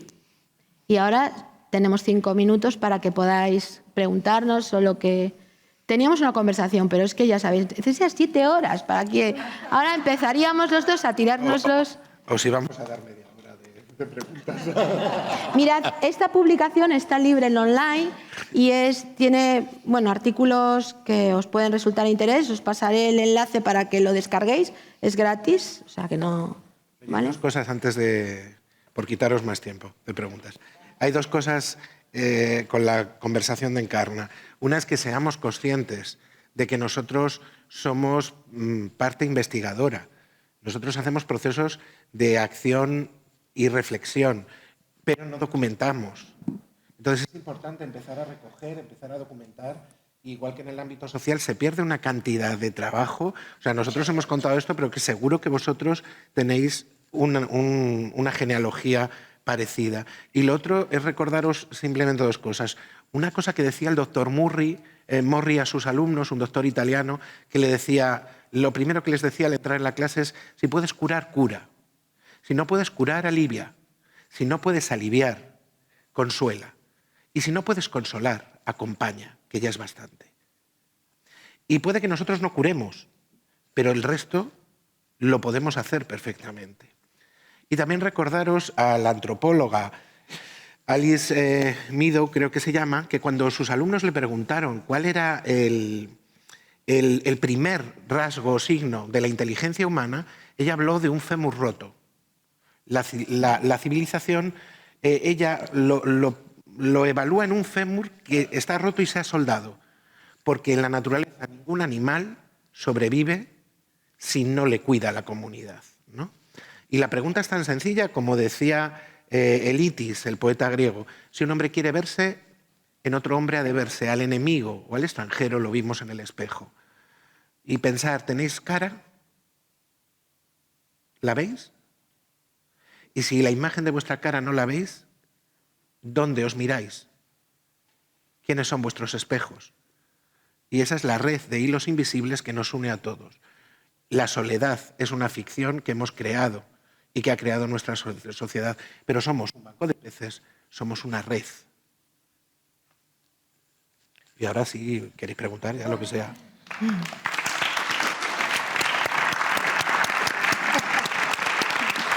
No sé si tenemos tiempo para alguna pregunta. Y yo quiero dar las gracias a la parte técnica de Esvaluar y a los que están grabando por la rapidez que han tenido en hacer algo que luego no hemos utilizado, pero que solamente ver la disponibilidad, el afecto, el cariño y lo accesibles que sois, así que el aplauso para ellos.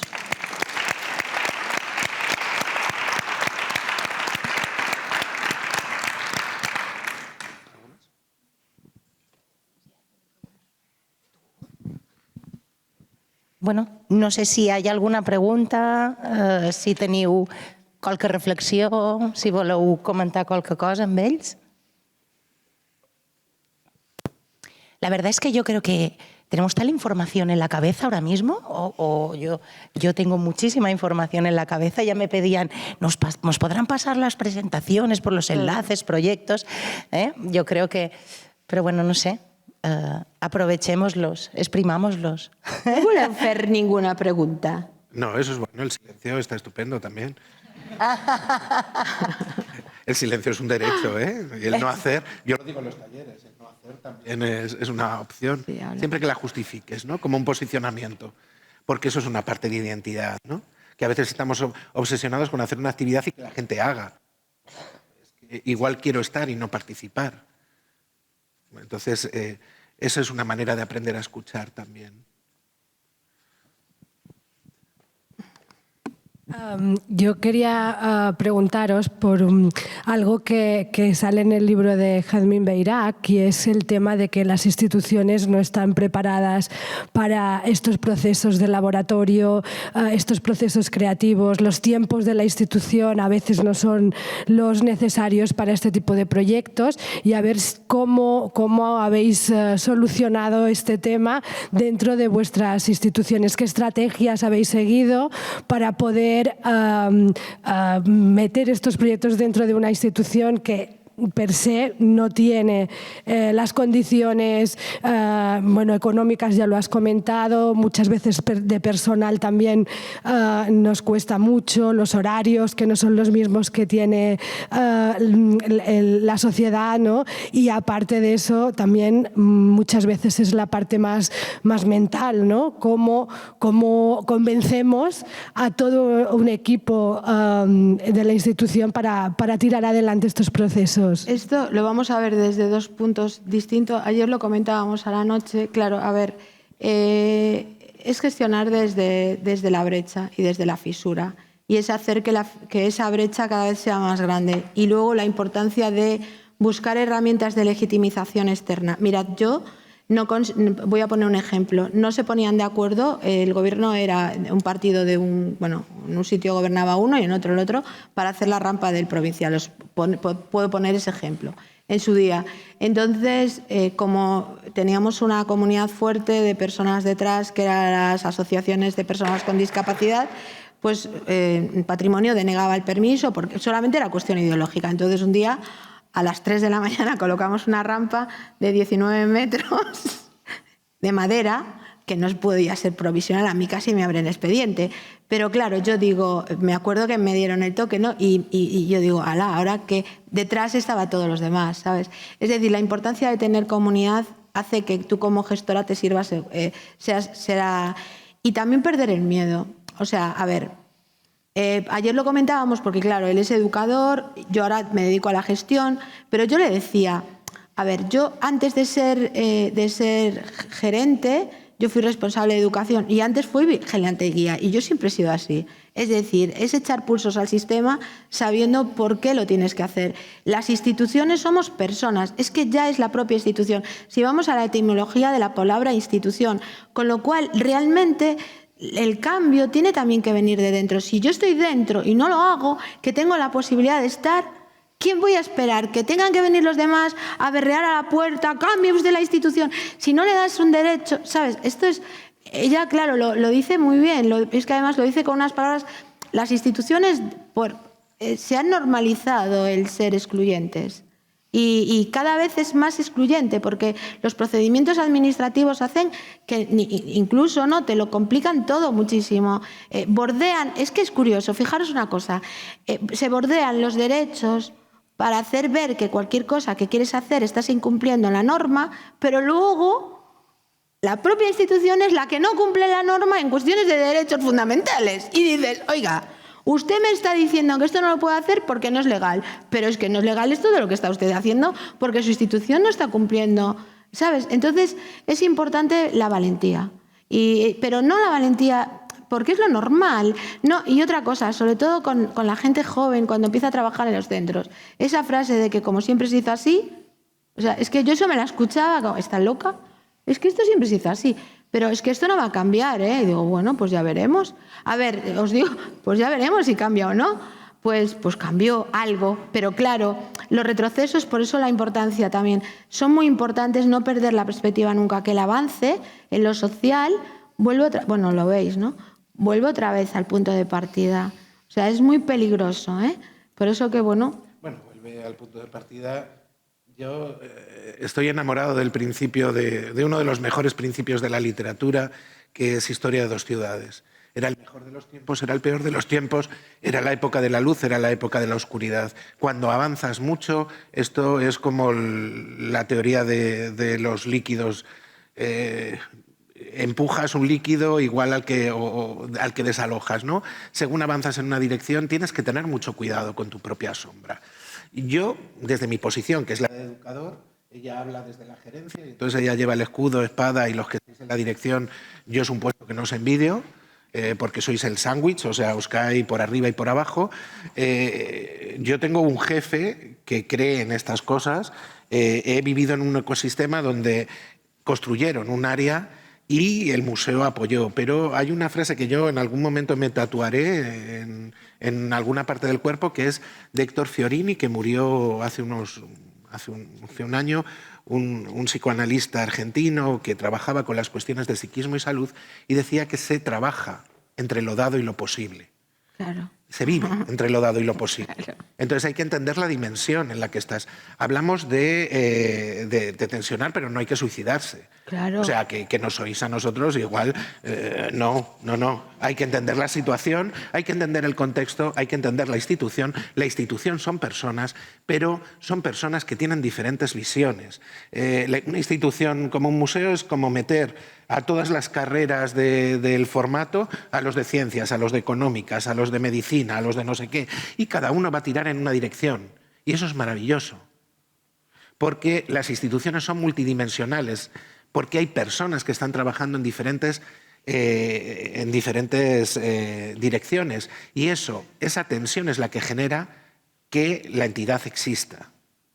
Nos da miedo la tensión, pero pensar qué os va a pasar cuando no tengáis tensión.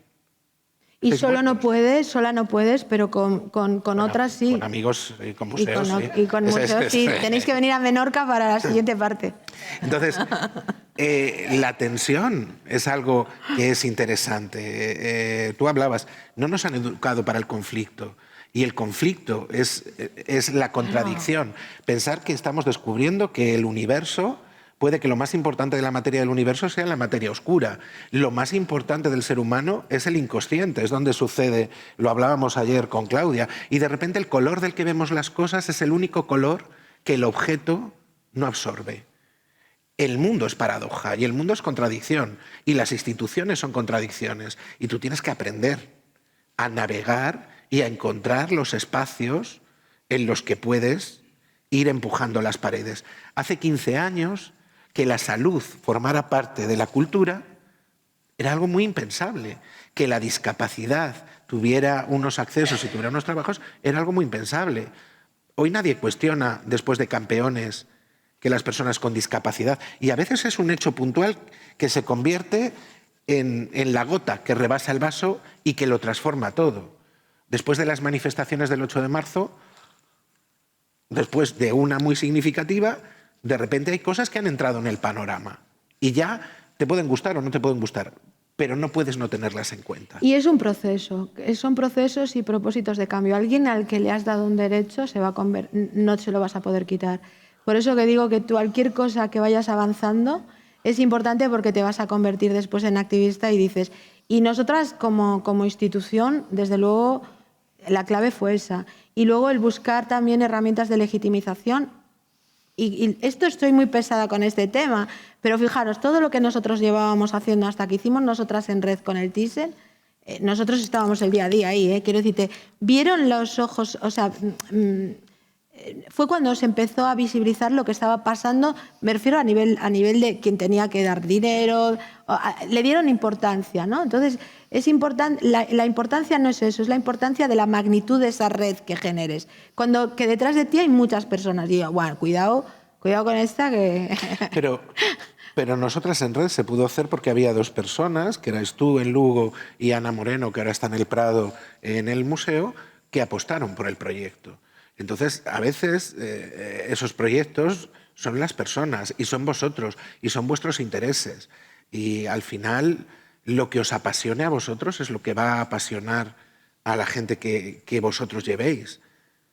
Y después del trabajo que están haciendo Apropa en Cataluña o aquí, bueno, en el resto de los territorios, también es muy importante en ese sentido. Es decir, si tú no tienes, o sea, es el interconectado y el conocimiento. Es decir, hay mucha gente que no puede disfrutar de un derecho porque no sabe para qué. No, si nunca has participado, ¿para qué? Y a mí un museo, guau, sí, hombre, que el museo te va a arreglar la vida. Yo contar, ¿sabes? O sea, y romper el aislamiento. Romper el aislamiento. Apropa lo que hace es conectar a muchos profesionales que si no, hay museos con una persona trabajando y de repente esa persona trabajando, que es, esto es chupiguay, pero una persona llevando todo el museo, ¿qué va a hacer? Y de repente lo de solo no puedes, con otros sí, ¿no? Que veíamos en la bola de cristal. Pues saber que hay otra gente con la que puedes colaborar, con la que puedes hacer, y es una formación de Apropa, una formación como esta, te enseña que hay gente con la que puedes dialogar y poner en común. Y puede que nos oigáis a nosotros, pero quizá lo más importante que esté pasando es que vosotros, que estáis en el mismo entorno y en el mismo contexto, os estáis poniendo en red. Y sí que, por favor, a ver, yo sé que si estáis aquí es que ya estáis aquí. O sea, ya no. Por eso que siempre siempre hablas para personas ya con esta sensibilidad. Pero sí que convertiros en activistas del cumplimiento de derechos y de la no cosmética de esos derechos. Porque vienen tiempos en donde los derechos están disfrazados. O sea, esto que he dicho yo de darle la verdura convertida en espaguetis, que nos van a aparentar que formamos parte, que tenemos participación, y no es real. Entonces, ojo, porque hay una cosa que es curiosa, pero que las líneas de ayudas marcan lo social. Y lógicamente, si hay una línea de ayuda que marca lo social es porque hay una necesidad. ¿Qué pasa? ¿Qué podemos hacer? Pero hagámoslo de verdad. No se puede contribuir a gestión cosmética institucional. Es decir, cuando algo no funciona, no es no. Aprender a decir que no. Cuando Claudia me definió que Encarna siempre dice sí, nunca dice no, porque siempre que me llaman trato de estar para todo el mundo. Pero, sin embargo, yo como gestora no es no. O sea, no con mi firma. Mi patita, no. Y eso tenemos que empezar a posicionarnos institucionalmente en el cumplimiento también de las normas, ¿no? Porque ahora mismo eso, es decir, ahora toca, bueno, no sé, pues yo qué sé, mujeres rurales, y el Día de la Mujer Rural se celebra en Madrid, en un museo de ciudad, que me da la risa. Pero, ¿qué hay detrás de esa organización? O que el día de tal... O sea, ¿sabéis? Bueno. Y para mí hay una última cosa que sí que me gustaría. Cuidaros. O sea, hay una ética del cuidado de vosotros mismos. Y más si trabajáis con el tema del ámbito social, estáis trabajando con un peso emocional, con una carga, con traumas y con dolor de mucha gente, y hay que aprender a no llevarse esas cosas a casa, y también hay que aprender, cuando os digo, entre lo dado y lo posible. No somos supermanes, o sea, no hay que ir al suicidio ni hay que llevarse las cosas. Y hay una figura profesional que es la de aprender a medir, igual que un psicólogo aprende a cuidarse, a limpiarse, igual que un médico aprende a no llevarse determinadas cosas. Nosotros trabajamos con narrativas de vida muy duras, muy fuertes a veces. Y una visita puede ser...